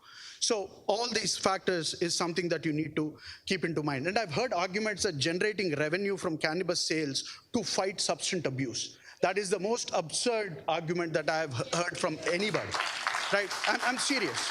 I'm sorry to say that, but justifying you're going to generate revenue to fight a substance abuse, it doesn't gel. Probably, I mean, I came from a different world or everybody else came from a different world, I don't know, right? So don't get it legally, right? So you have a kid who parents have money, he's getting money as a pocket money or whatever it is to spend, he starts going to buy legally. God forbid, once he moved a house, he's not that affluent anymore. He has to stand up on this, but by that time he's addicted. Do you think he's going to go buy pot in the same high fancy stores, or he's going to go to an illegal outlet to get the same pot? Please think about it. There's a proof in the pudding. New York has 50 legal states, 50 legal, and there are 1,500 illegal joints, right? And it's not about coming back to our town. It's not about North Jersey, North Edison, South Edison. South Edison is okay. We'll have a joint in Route 1. Let them know. It's all about Edison. It's not about demographics. It's not about brown, black, or white. It is about entire Edison. Everybody here is concerned about Edison. Is only concerned about Edison. So please, in respect of the time, I think I have 30 or more seconds. Please make sure that you also cater to the time and get this onto a vote today and knock it out. Thank you so much. Just one sec. The council president has asked me to make a point of the parliamentary procedure here so that everyone's aware in order for the council to actually take the vote, which I believe it's been expressed that they intend to vote the ordinance down. The public portion has to complete. So again, I believe Councilman Coyle made this point earlier. The faster you get through what you have to say, the faster you can make the point that you need to make, or if you can rely on others to have made the point for you, the sooner we'll get to the actual voting portion and you can see how that plays out. Otherwise, we're just going to have to keep keep running through. We do appreciate your comments, though. Good evening, everyone. I'm Sumit Soin. I'm committee member for my District 62. I am from Remington Drive. First, I want to thank Councilman Brescher and Councilman Patel for their refusal for the vote for this illogical ordinance. It is great to see some common sense, which doesn't seem common among our other 5 councilmen. To our other 5 councilmen, we shouldn't have to come here with a huge petition signed by many just to explain why having these shops in our neighborhood is a bad idea. If you can't understand this without us having to spell it out, maybe it's time for you to let someone else take your place. And you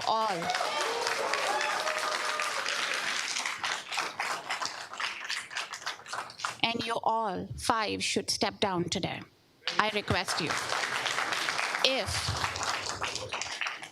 If we residents have to come here to explain why these pot shops are illogical and not needed in the residential area, you don't deserve to sit here. I'm sorry. It is confusing why we need to come here again, I'm repeating. Because the reason is Mr. Brescher and Mr. Patel did explain, gave very good arguments and said no. Mr. Biral Patel, thank you so much. He also tried to do this before this ordinance started. He also explained it, but you did not listen to the Board of Education. Awesome. Then I want to come back to your email response to few residents. You really think that 600,000 which Woodbridge collected, how much did they sell? Was it medical or was it recreational? Do you have any count? Second, do you think that was an appropriate answer to give to a resident that I'm opening a cannabis pot shop because I want to get more money in, and you did not care about what it will bring in the township? Second, who picked the committee members? It's you, Mr. Coyle, and the mayor? Is it legal? Like, how do you guys pick the committee members? Why Board of Education was not there? Why none of the committee member was contacted that we are making a committee for this cannabis? Why do you guys want to come in and put your thoughts in? Why we were not called? It is you, one more council member, and the mayor. How good is that?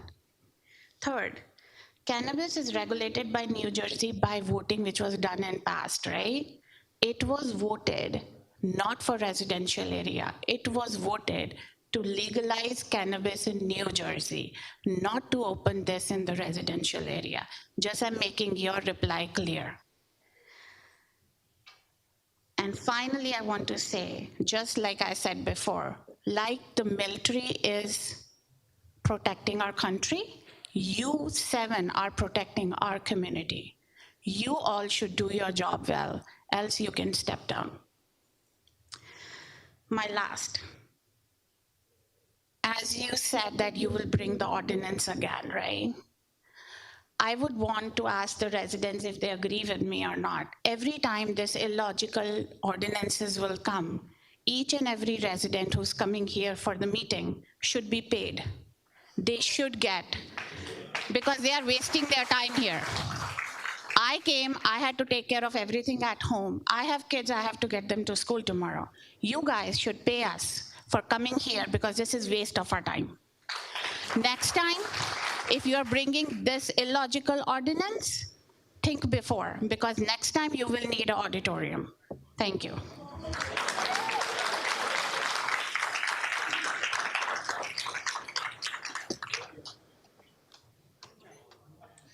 My friends have said most of it.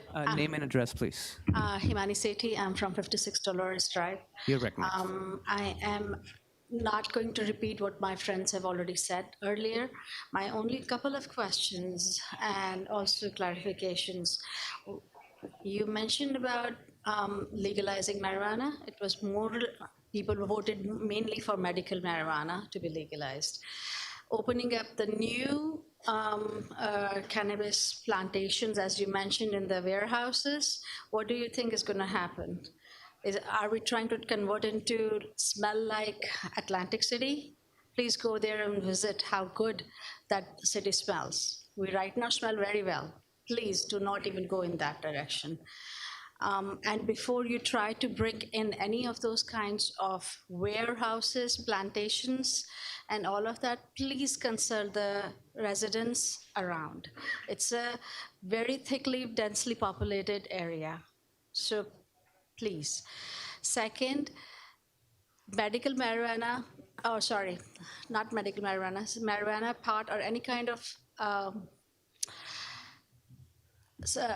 mind-altering drugs have proven to increase the illegal activities, including guns, and the problems that relate to it. Now that a lot of neighboring towns are legalizing and opening up the marijuana shops next to the Edison border, are there any plans in order to increase the surveillance or protective activities in those areas? South Edison, maybe South Edison. There are other areas, Piscataway borders to North Edison. So do we have anything in there protecting the residents from the, unnecessary shootouts that happen? It is becoming very common in America right now. And our schools have been blessed to have very, very, even though the Board of Education and the teachers may say that the kids are, horrendous, but compared to many, many other towns, you would see that our kids are very well behaved, very high achieving, thanks to very minimal substance abuse here. And also the discipline that is created by so-called, we are all first generation. The people who have been second or third generation here are also, again, following some kind of traditions. So don't even go there. My only question is, are we taking any steps to not to have an increased illegal or criminal activity because our neighboring towns are legalizing marijuana? My only concern is that. Thank you.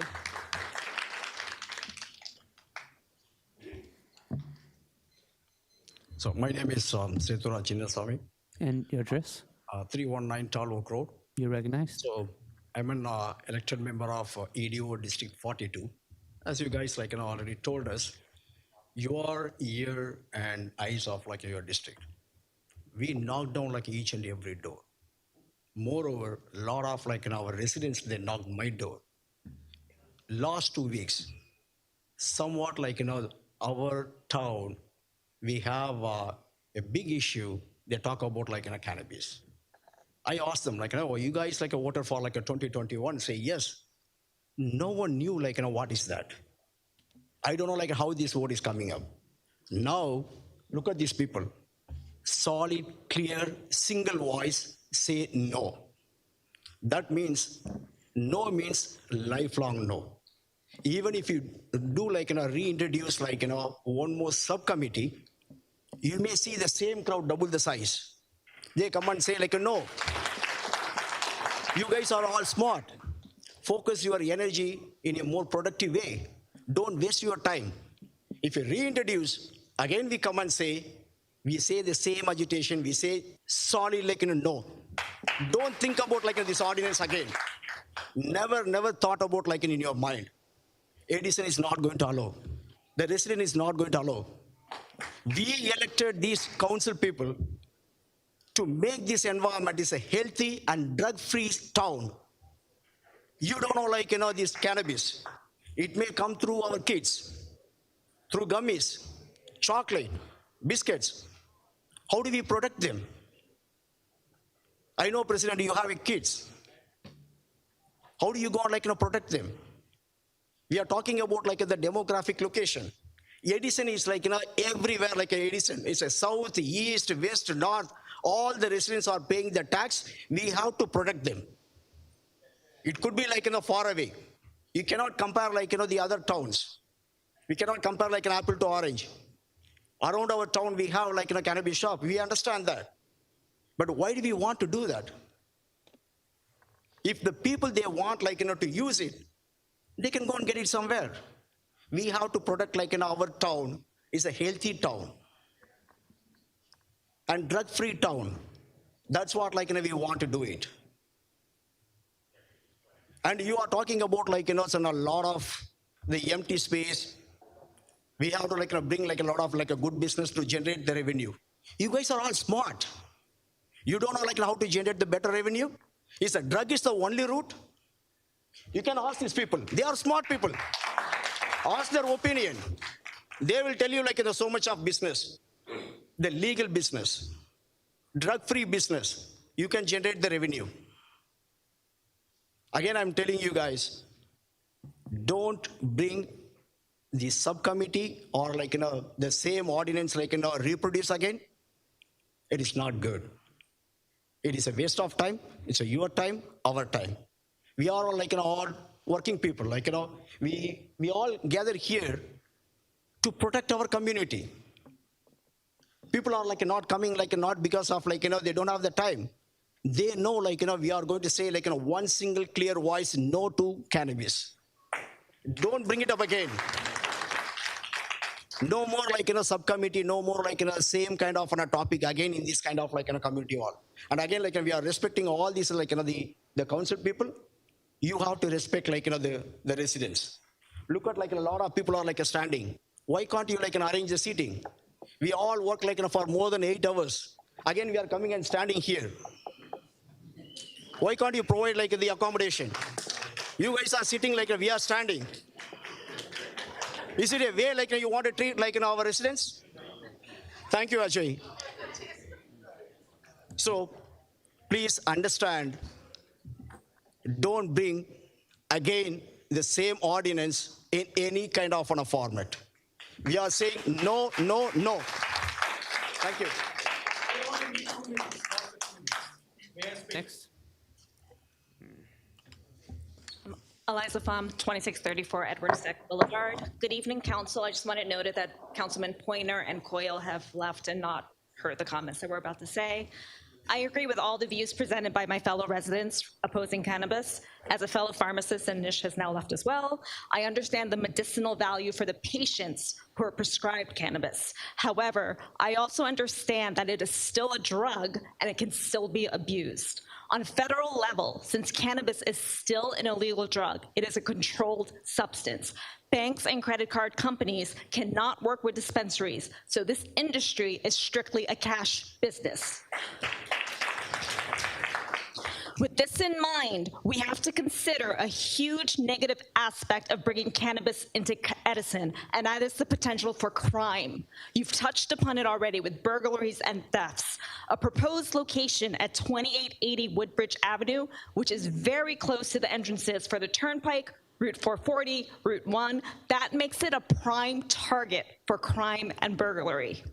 The Air Dispensary in Eatontown was just burglarized on Memorial Day. A large amount of cash was stolen from this dispensary.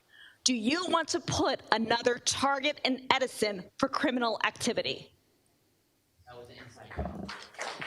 We've already experienced a rash of car thefts and tire thefts. My community had several cars stolen and vandalized and tires stolen, myself included. Edison has had a rise in catalytic converter thefts. Are we willingly going to add cannabis to that list of potential criminal activity? Willingly. Do we have enough manpower with the Edison Police Department to handle this type of business? I understand they're extremely busy and they get tied up, but sometimes when we call, they are not on site. If something happens at these businesses, will there be enough manpower to handle it? I wanted to share a piece of an article that I came across. Look around and you'll see news story after news story about dispensary theft at cannabis retailers.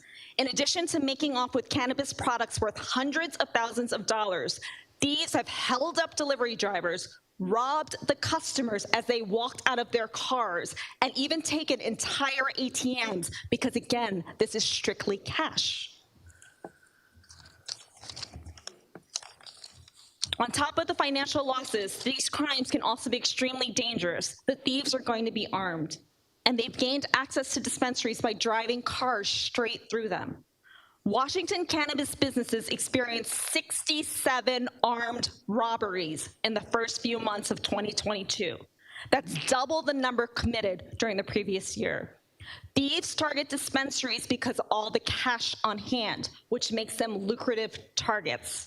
In addition to the cash, the product itself has a high street value. And given that there's going to be no punishment in some states for selling marijuana illegally, criminals are going to find they can make a living from stealing legal cannabis and then reselling it illegally on the street. The light fines and prison sentences are not going to deter them. So again, is this the kind of business that you want in Edison? A business that by law must have a security guard on site at all times when it's open means that there is an inherent danger associated with cannabis. And speaking to you, Councilman Nish, when you open an independent pharmacy, is it required for a security guard to be on site? Is it a requirement? This is a public portion. We're not allowed to answer questions. That's fine. I'm going to let you consider that. It's not required. It is required by law that you've passed for a cannabis business. So keep that in mind. So from a law enforcement and crime standpoint, from a health and safety standpoint, is this the best direction for the future of Edison? Do you want this business in a residential area, which you're trying to propose, but thank you for saying no, and being within 1,000 feet of schools, daycares, churches, Middlesex County College? I hope not. So please take this into consideration. And when the time comes in 5 years, in 2026, when you have the ability to repeal the ordinance that you pushed through in 2021, repeal it. And just to be clear about, you brought up Woodbridge. Woodbridge was mandated to open that medical dispensary.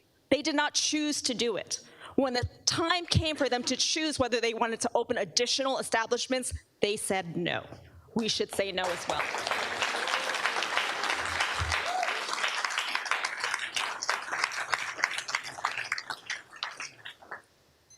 Hello, Nisha Sawant, 23 Winston Behan Boulevard. You recognized? Dear Council President and Council members, I would like to thank everybody who supported the petition, the parents who stood by the petition, the senior citizens, the businesses, and the residents who joined this campaign. I'm proud to stand here before you as a part of this huge grassroots campaign. Thank you, Anita, and thank you, Akhil. We started this journey 2 years back with Councilman Brusher and Councilman Patil, when we came to know the Edison has opted in.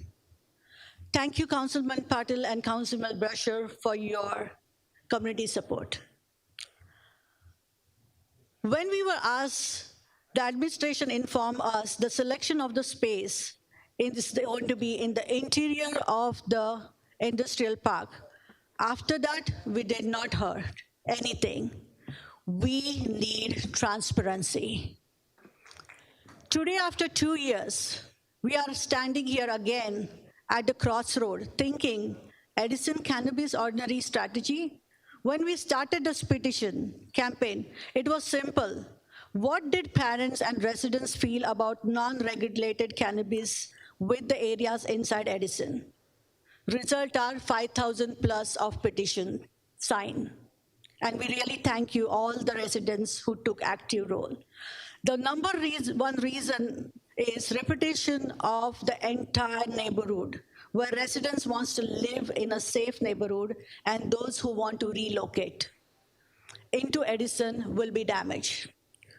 Another fact is, we always go for a walk at Middlesex County College, which always say smoke-free zone. So what are we talking about? Second thing is, it was surprising when I spoke to many residents about, it's always a fine print no one reads in the ordinance, which was B, saying that this ordinance is about, we want to rethink about the 1,000 square foot within the residential area. I spoke to few people within your council too. Some of them said they did not read the misprint. They only came to know later that, and that's the reason initially they said they vote yes and not no. So my question is, does everybody in the council now understands what did they vote for? When they were, it was a very, how could I say, it was not that easy for all of us, days and night when we knew only 4 or 5 days are remaining and we have to get so many signatures. We have to make people aware.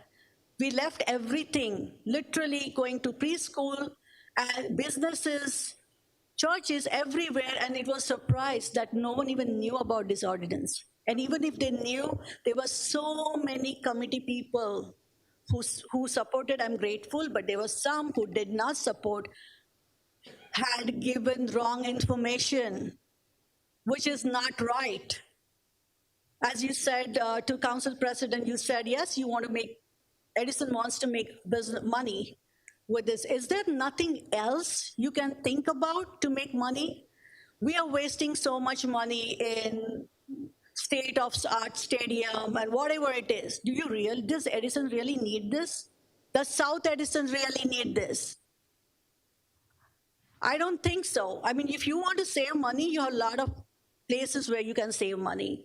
So I really look forward for council to say, I mean, there's no way of subcommittee or anything. I really don't want any subcommittee. We just want to say no means no. We don't want to go through this whole thing again. And if you say that, okay, 57% voted for it, when? During COVID time, when everybody's mind was in mess. They didn't even know what they were doing.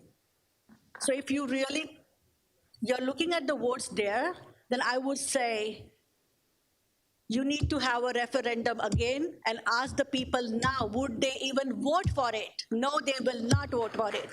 Thank you so much.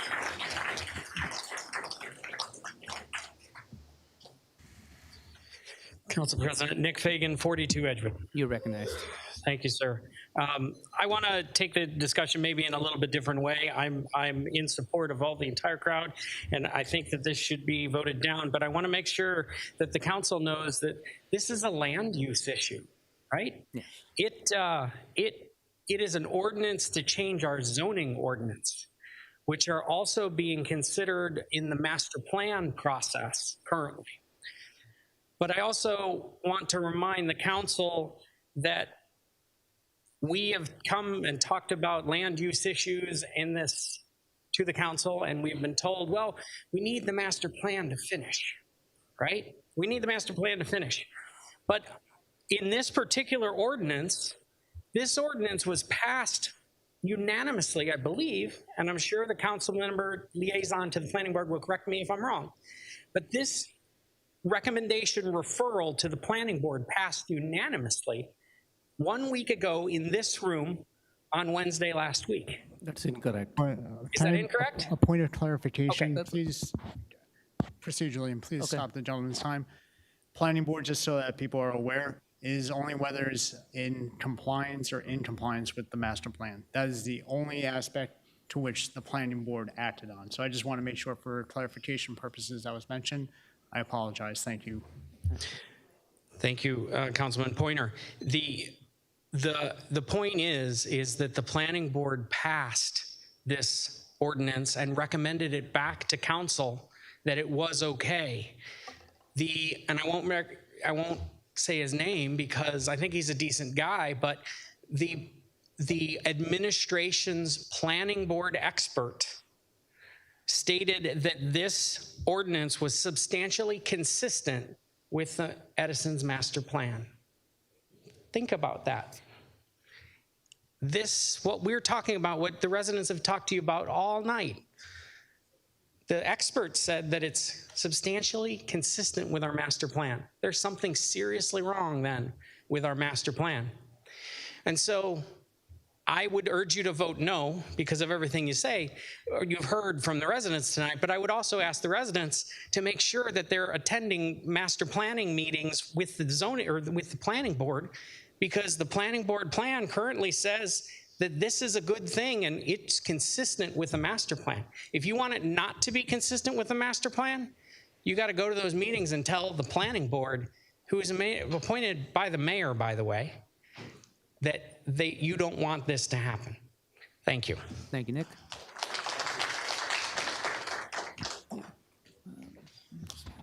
Name and address, please. Mehul Shah, 10 Del Rao, Edison 08820. You're recognized. Thank you. Thank you, council member, team members here. This is a tiring, long meeting for you guys. I totally understand, and thank you for your patience. Thank you, people here, for keeping your eyes and ears open. Thank you, security guys. I really appreciate our security guys for your support. And all of you, all our fellow residents has talked a lot about macros, microeconomics, securities, criminologies, everything, so I will not go over that. Again, thank you, Board of Education. Without you, it is not possible. Thank you. I'm just stood up here for a couple of points that I heard, and I feel that I understood it correct.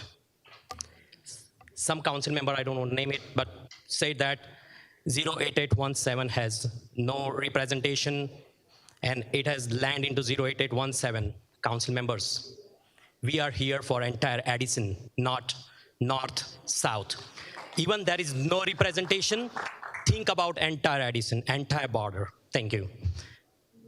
Another point, irrespective of demographics, we need to understand the impact, the true impact of this business. Just don't think from the business point of view. We all are professionals. Many of you are entrepreneurs here. You know it better how to get your revenue. I was talking with my teenager daughters. One is in high school, one is in first year for college. And when they came to know about this, they were shocked. And what I heard from my kids, that many of the teenagers in Edison already getting marijuana and all these things, although it's not legal. Do you believe that your kids, whatever you are opening here, will not reach to your kids? It will remain outside of your borders. One day it will come down into your house. For all the people, including securities, all the people and all the council members, I can see by your heart, you feel that is not right, but you need revenue. And if I am putting myself in your shoes, definitely I can think of revenue.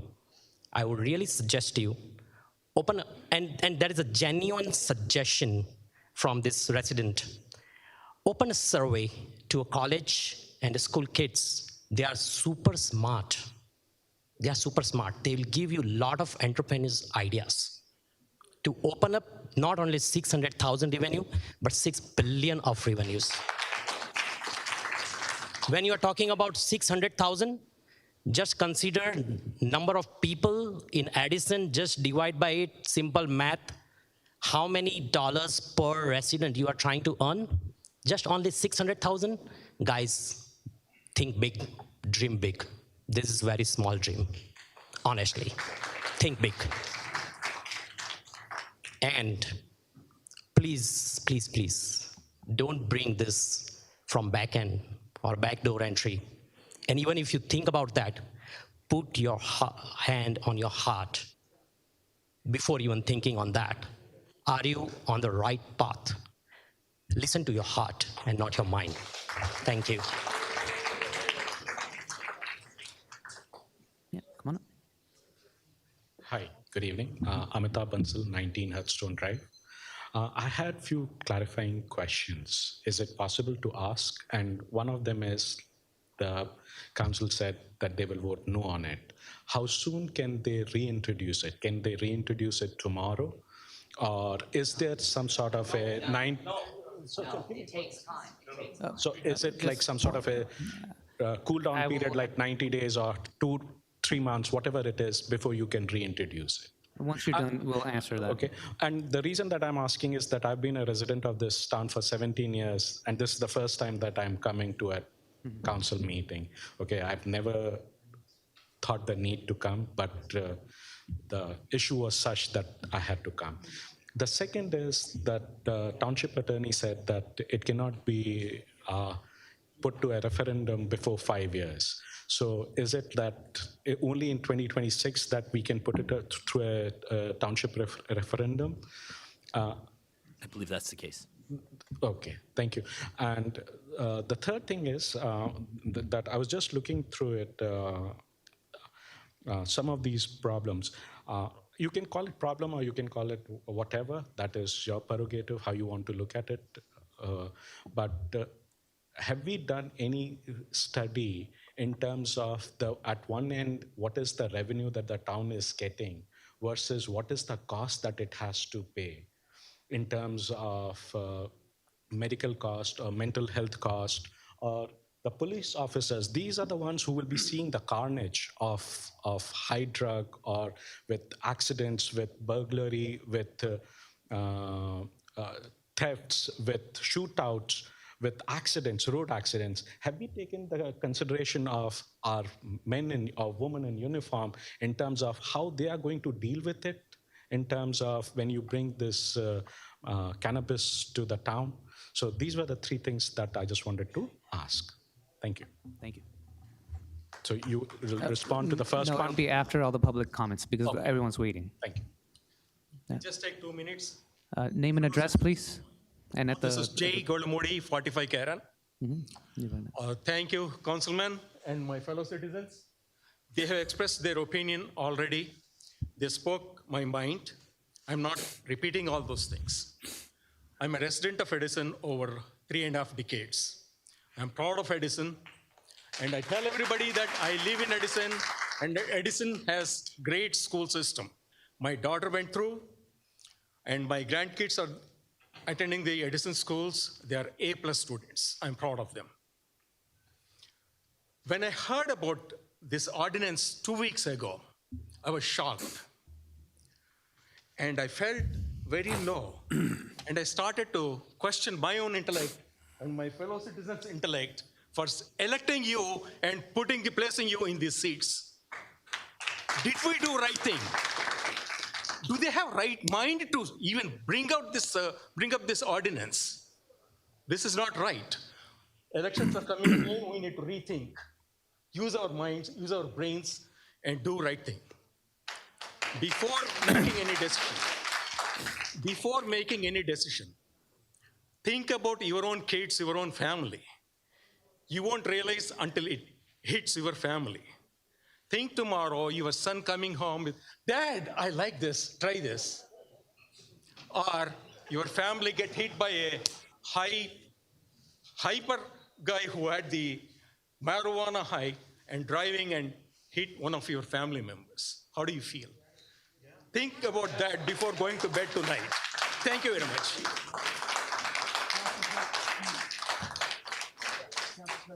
Yes, Councilman Coyle. Council President, could we consider voting this down now and getting this over with? These people want this to vote down now.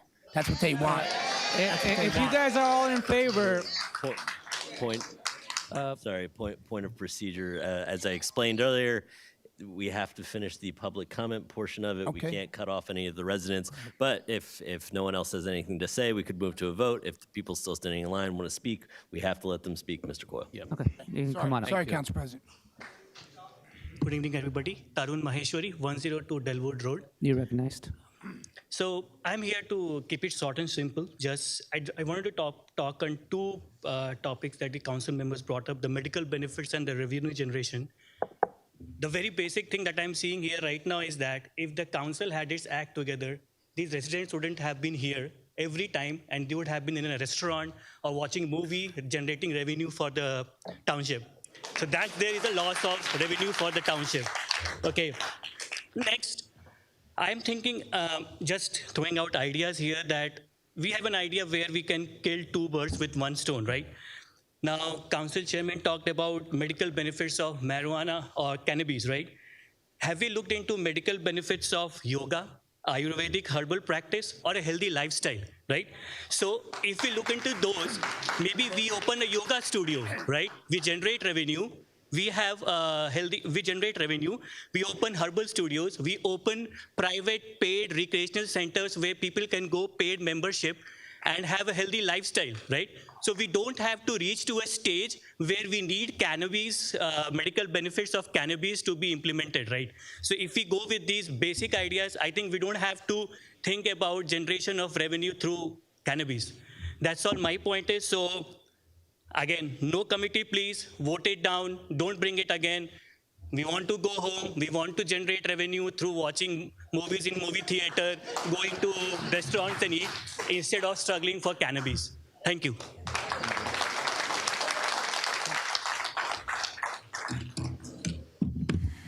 Saket Goel, 1725 Raspberry Court.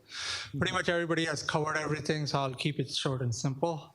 I'm pretty sure all of you have heard in news, like what is happening in New York City. Even dogs are getting high, okay? Everybody knows it, okay? I was talking to my friend this morning whom I work with. He goes, he lives at Thomas River, right? Thomas River. He goes, I go in a mall, it stinks. Okay, so, all right. Forget about legal or illegal, okay? Once they are sold, they are sold. Have you guys thought about what's gonna happen after they use it? Are you gonna put a police officer at every trash can to make sure they are disposing correctly? When our kids are gonna walk by the streets, are you gonna tell them, oh, don't smell that, sweetheart, that's not good for you? How are you going to explain to an elementary kid that marijuana, this weed, a pot, you can't inhale that once it's discarded on the street? Do you have any plan for this? Have you thought about this? Obviously, if someone wants it, they can just drive by and take it, all right? So after 5 years, when it comes back again, vote it down, repeal it, scrap it. That's it. Thank you.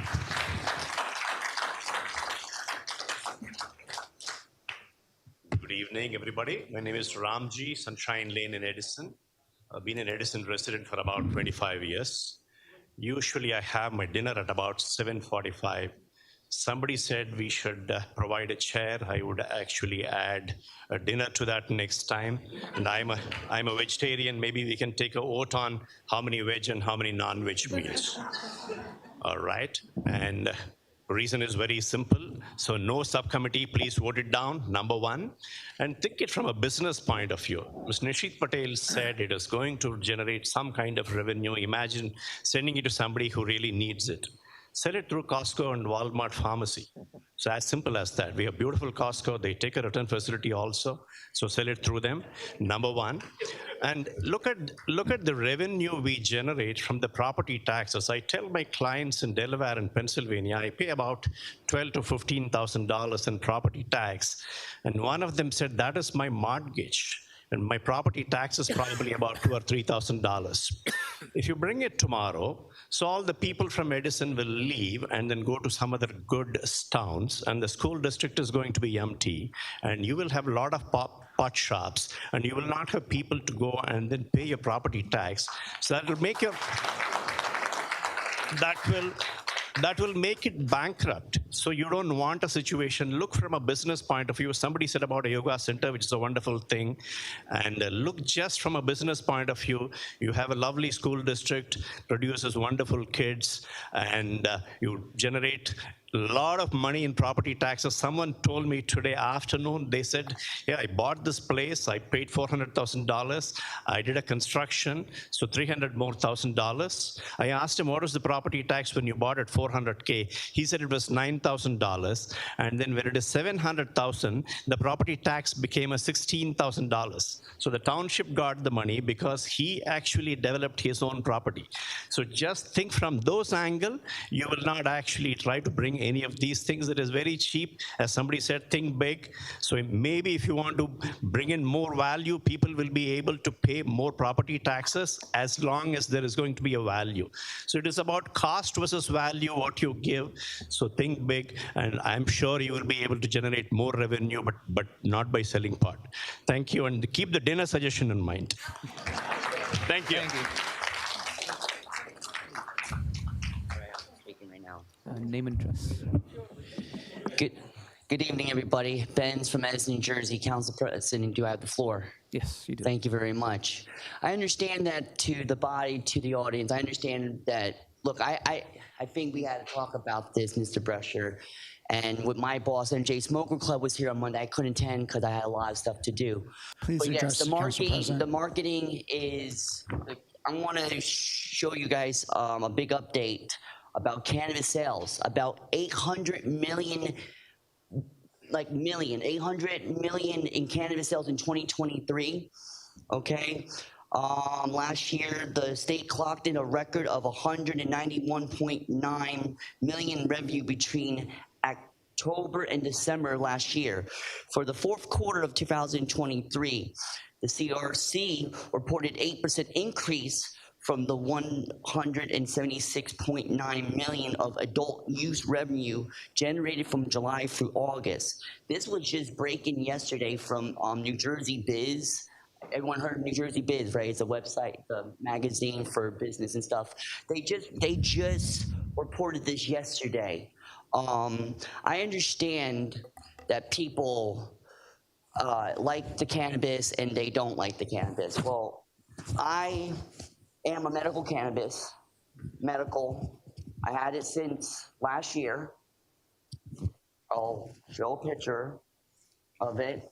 My crazy look, this is my medical card. I need this because I suffer from anxiety, depression, and a lot of other stuff as well.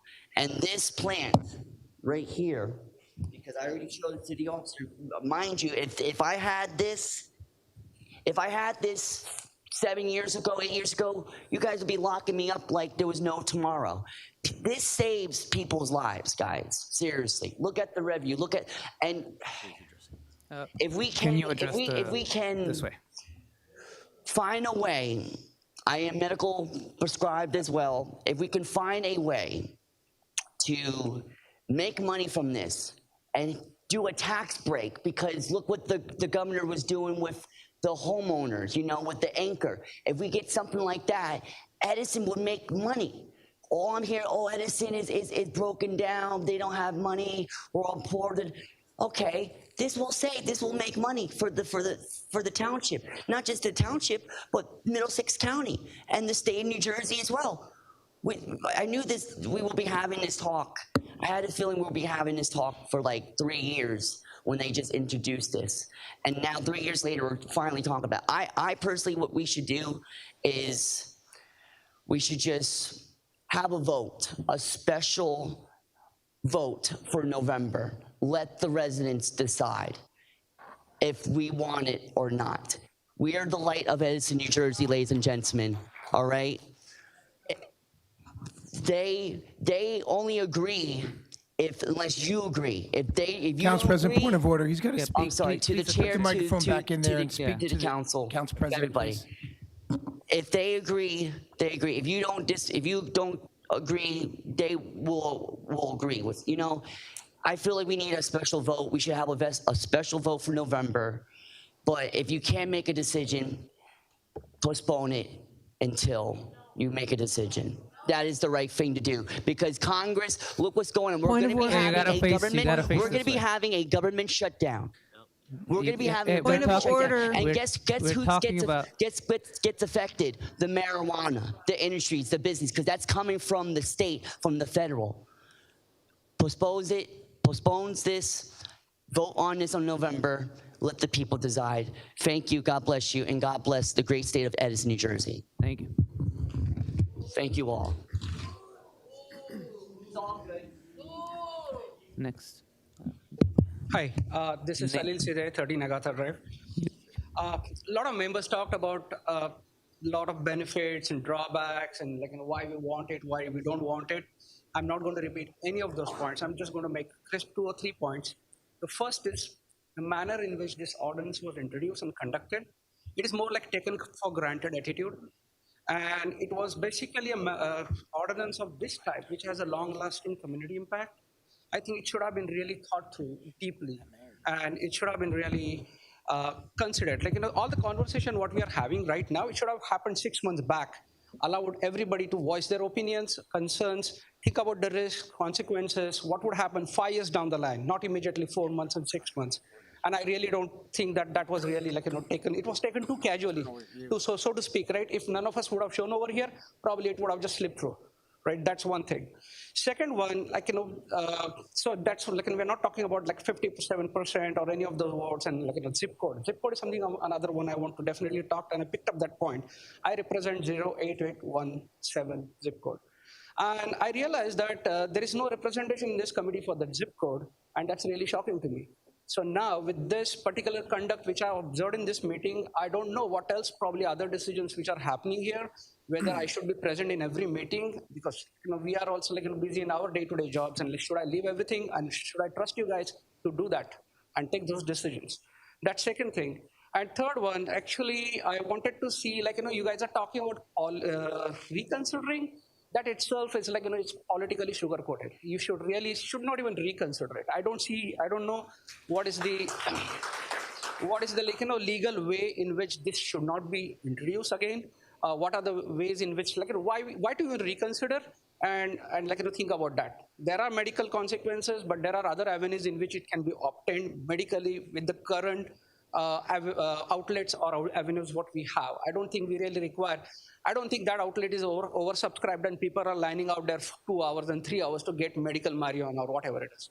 So we really don't need to think about that. Overall, I would say that the due diligence was not done for the ordinance of this size.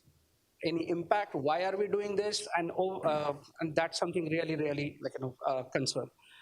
The last and important point is actually we have signatures collected from the citizens here, and we would like to go on that record with the county clerk, the clerk over here, and that needs to be passed to the council members.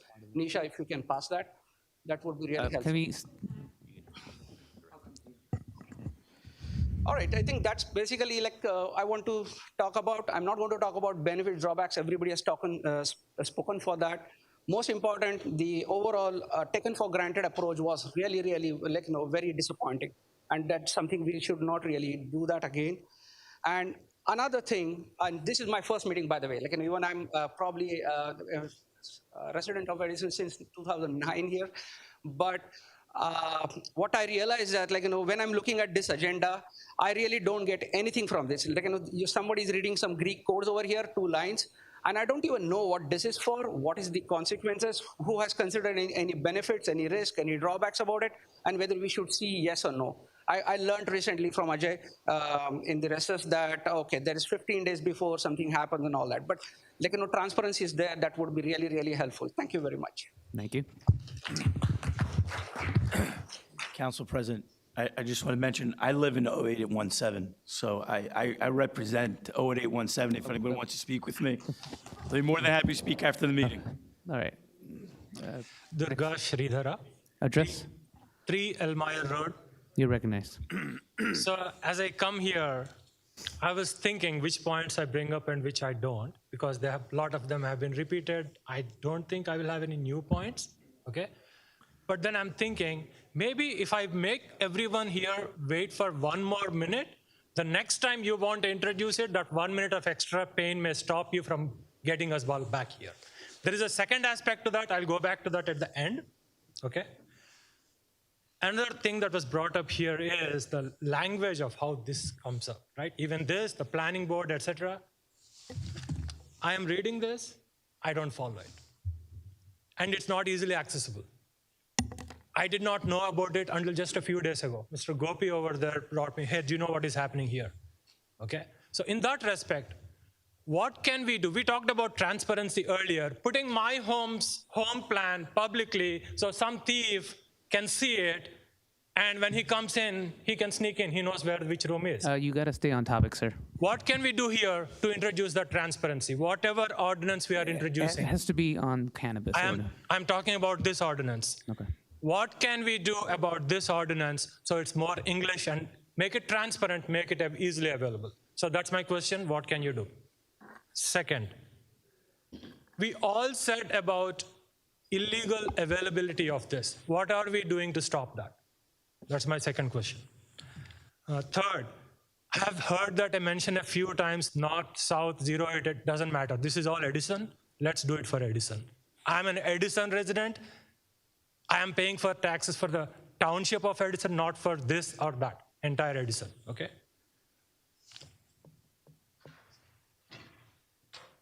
Okay. One more thing addressed to the rest of the group, the second part of what I said before. I'm making you, every one of you, wait here for one extra minute. I'm doing the same thing for everyone here. And that extra 1 minute of pain, if everyone can remember the next time election comes up, get out and vote, please.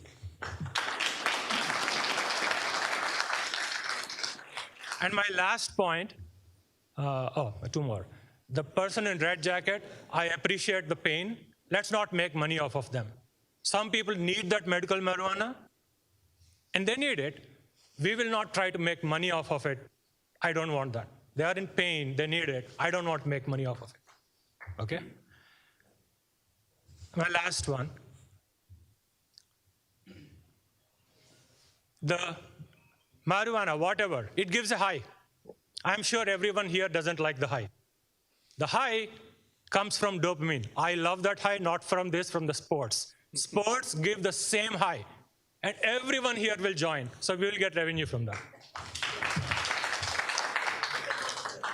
Yeah, we need. Can I get a motion to extend the council meeting? Make a to, motion. Motion to 11? extend. Seconded. Motion to extend to 11 by Council Vice President and seconded by Councilman Patil. Can I get a roll call?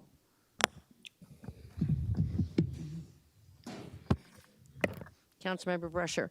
Yes. Councilmember Coyle. Yes. Councilmember Harris. Yes. Councilmember Patil. Yes. Councilmember Pointer. Yes. Councilmember Shamel. Yes. Council President Patel. Yes. Thank you, Councilman and all the leaders. My name is Vilas Reddy Jambula, 40 Vincent Bay Hunt Boulevard, Edison. You're recognized. I'm also opposing the ordinance for cannabis. And second thing, Sarve Jana Sukhino Bhavantu is our quotation. So we can say that everyone should be happy. So in this room, if you say take the voting or anything, 99% are opposing. 1 or 2% maybe you can consider. When you're coming for the next elections, one thing, when you are coming to our community center, sir, we are welcoming like water, some snacks are there. When we came here to here, spending more time here, and the last 4 hours, no water for us. So I'm not talking about, so respect each mutually, that's what I'm requesting. So next time when people are coming, so we are giving our valuable time. I canceled my 2-3 meetings in the evening. So revenuing everything if you want. If you want taxes, you can raise the 2% or whatever percentage we can pay. So I'm telling cannabis is more danger. If you want taxes, that is another matter, another contest. But please cancel the ordinance for cannabis. And thank you all the leaders. And today all the members signed signatures personally, written signatures, online signature. Whatever we want, we can do that for you guys. We want to see again you. Otherwise, if you passing the ordinance bill, our guys will come to your seats. Thank you. Thank you. Thank you.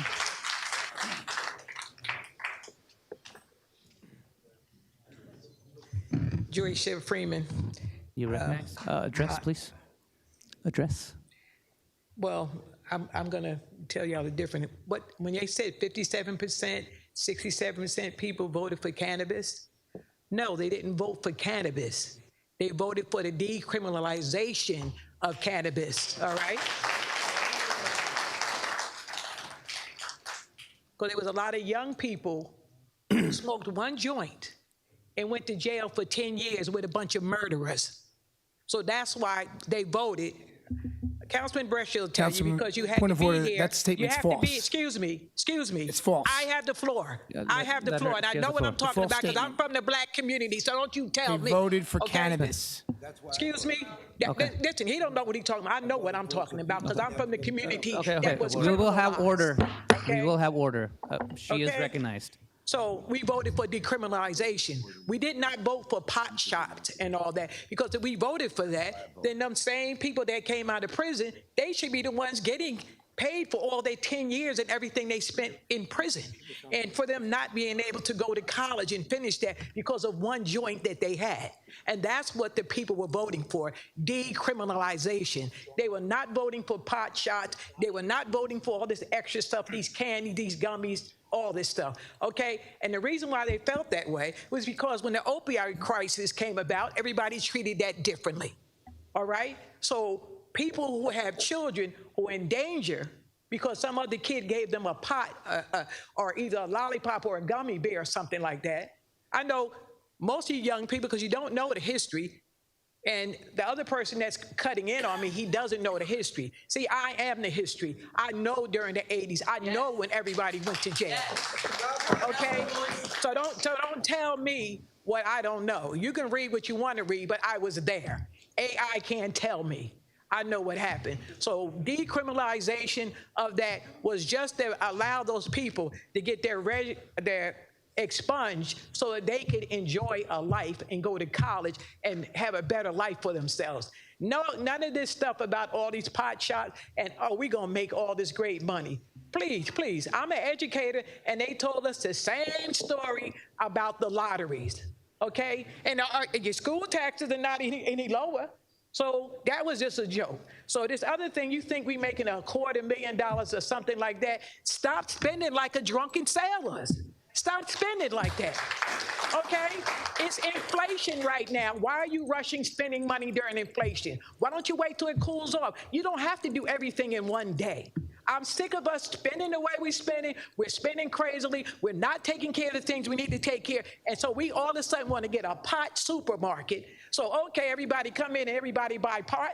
So we already have problems in the neighborhoods of people stealing catalytic converters, of people knocking on doors. They telling you, watch out for the scams.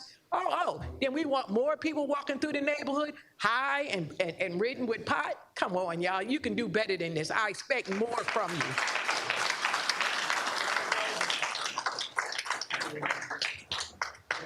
Council President, could we get on with a vote and vote this down? No. Oh, I'm sorry. We I have thought one we were more done. person. Hi, Rika Narasimhan, 3 Daphne Court. Thank you. I want to thank all of you today for coming here, and especially the residents who not slept for days trying to get this done. And I also want to say that next time you want to pass an ordinance, put it on the ballot, take a vote, saves all this. And regarding any business establishments that you're looking for, my suggestion would be like maybe have like, there's so much talent in our community, have something like a table tennis classes, make a place for that. Javelin throw, maybe we have some Olympiads here, we don't know. Let's go for that. So that's all I have to say. And please vote no, never to come back. Thank you. Council President, motion to close the public portion to vote on this. Do I have anybody that wants to speak? Okay, we still have someone that wants to speak. Okay, no problem. Hi, my name is Akhil Malhotra, 6 Eileen Way, Edison. You're recognized? Yes. I just want to say for first thing, Mr. Asif, you said I'm representing 08817, but you didn't said a single thing against cannabis, which is very shameful and which is very disturbing and dangerous for the resident on the 08817 zip code side.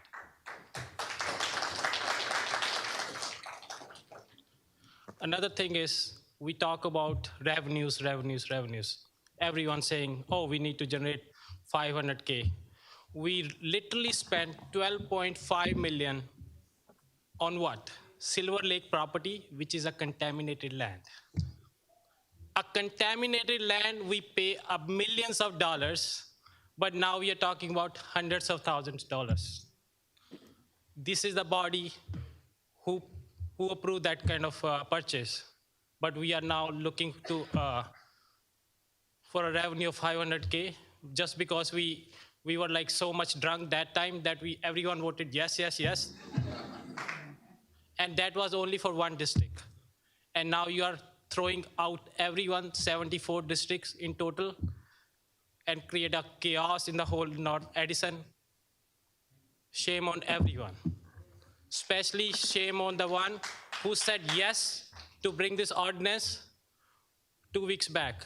And now when everyone come up from the township, you get scared and then you flip your votes. If you are strong enough, then you should be standing on your ground rather than just changing your vote like this. Mr. Pointer, you should not be appointed to any subcommittee of cannabis. And you should know it already. Why? Because you are a very strong supporter. Maybe you are also consuming cannabis. So we have a very high doubt that you're gonna do good for us. That's out of order, sir. You gotta stay on. You can talk about the ordinance, but you can't Yeah, attack but somebody. it's You can talk about the you ordinance. propose a subcommittee, right? I'm talking about subcommittee. No, sir, you're making personal attacks, in your opinion, what you believe to be attacks against members of the council. I'm going to suggest It's that you not attack. temper your speech, continue on with what you have to say so that everyone can hear it. What you have to say is very important, but you've got to make sure that you do it in a respectful manner. Thank you. All right. Okay. So next point is, I have a couple of questions. So we said like we're gonna be bringing cannabis, right? So first question is, how much is our police force, right, equipped with anything dealing with the cannabis-related issues? As per my understanding, the whole New Jersey police, like looking at it, like only less than 5% is equipped to sort out those cannabis-related matters. How about Edison? Are we ready yet? I don't think so. Did we check with the Edison Police Department about those cannabis things? How many accidents are happening because of cannabis? Did anyone check on it? How many crimes are happening related to cannabis? Or how many like domestic violence are happening related to cannabis? Did anyone check on it? Did anyone has any record? I don't think so. How about the master plan? We are spending $500,000 on master plan, right? Did anyone ask like what exactly we're gonna do with that cannabis thing? Where we gonna put those cannabis center? We have only one person, Mr. Nick. He raised a very fair point. But how about you guys? We send it to planning board and then they just stamp it like a rubber stamp, guys. They did nothing. They didn't even say anything. How about those guys? What are we doing about it? We spent $500,000. We spent $500,000 and you are trying to bring in $500,000. If we don't even do that master plan, which is a sham, adding zero value to Edison so far, we could have easily saved those money. We don't even need cannabis.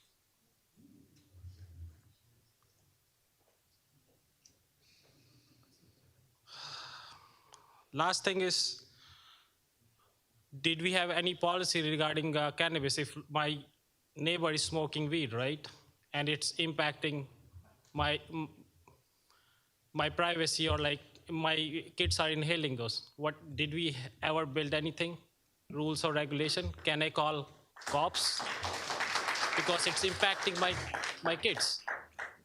Did we ever think about it? Did we ever discuss with police? No, right? There's a lot of homework to done. And Mr. Jokal, I know you want to go home, but That's good. yeah. That's it. Sorry about I that. want to vote it keeping you down. busy. I'm ready to vote it down. Yeah. And we will keep remember that you are the only one who said yes to table.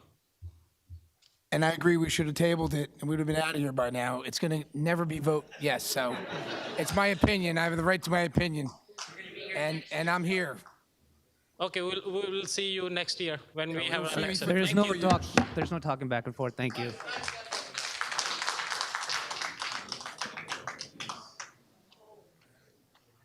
Good evening. How you doing, Council President? Name and address, please. Keith Hahn, Daniels Law. I'm a retired police officer. I don't have to give you my address. First, I just want to thank all the residents that are still here after 10 o'clock and all the residents that came earlier to speak against this ordinance. I haven't seen this many people at a council meeting since George Spadoro bought the Oak Tree Pond for $6 million. Second, I just want to address, when Councilwoman Joyce Shipp Freeman was up here, whether you agree with what she's saying or whether you don't agree with what she's saying, she served for 4 years on this council. That's off topic. And for you as the You council gotta president, stay on and topic, for sir. you as the council president to get up and walk out of this room while she's talking is the most disrespectful thing I've ever seen in these here council chambers.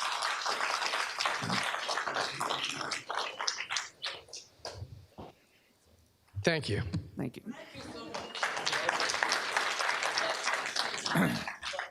Next time, don't go to the bathroom. I know, I can't use the bathroom. Anyone else that wants to speak before we vote to take vote on this? All right.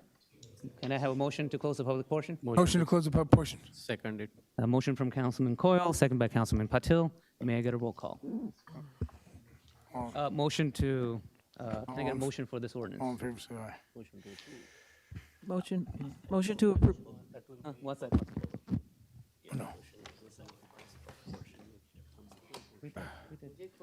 We did close the public portion. Okay, so can I get a motion on this ordinance? To, A motion to vote no on this ordinance. Second. No.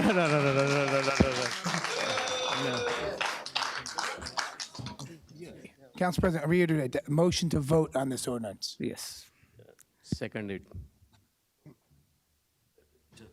Point of Unless we make it clarification. clear that even we Yeah. move the motion to approve and council members are making sure that Yes. they understand So- what it means and they vote in So different by direction. voting no on this, you're not approving this ordinance. And that was Okay, a sure. motion by Councilman Coyle, second by Councilman Patil. Just All a right. point of clarification, that, just so everyone knows, the motion is to approve technically. I just want to make sure that Yeah, so that's if you understood. were to vote There's no, no you're confusion not back and approving forth. Correct. All right. All right. Thank you. Motion is to approve. Okay. And a second by, Councilman Coyle was made the motion, and Councilmember Patil seconded. How difficult is that? all right, may I get a roll call, Madam Clerk? Councilmember Brescher. No. Councilmember Coyle. No. Councilmember Harris. No, namaste. Councilmember Patil. Member Pointer. No. Councilmember Shamel. No. Council President Patel. No. The motion fails.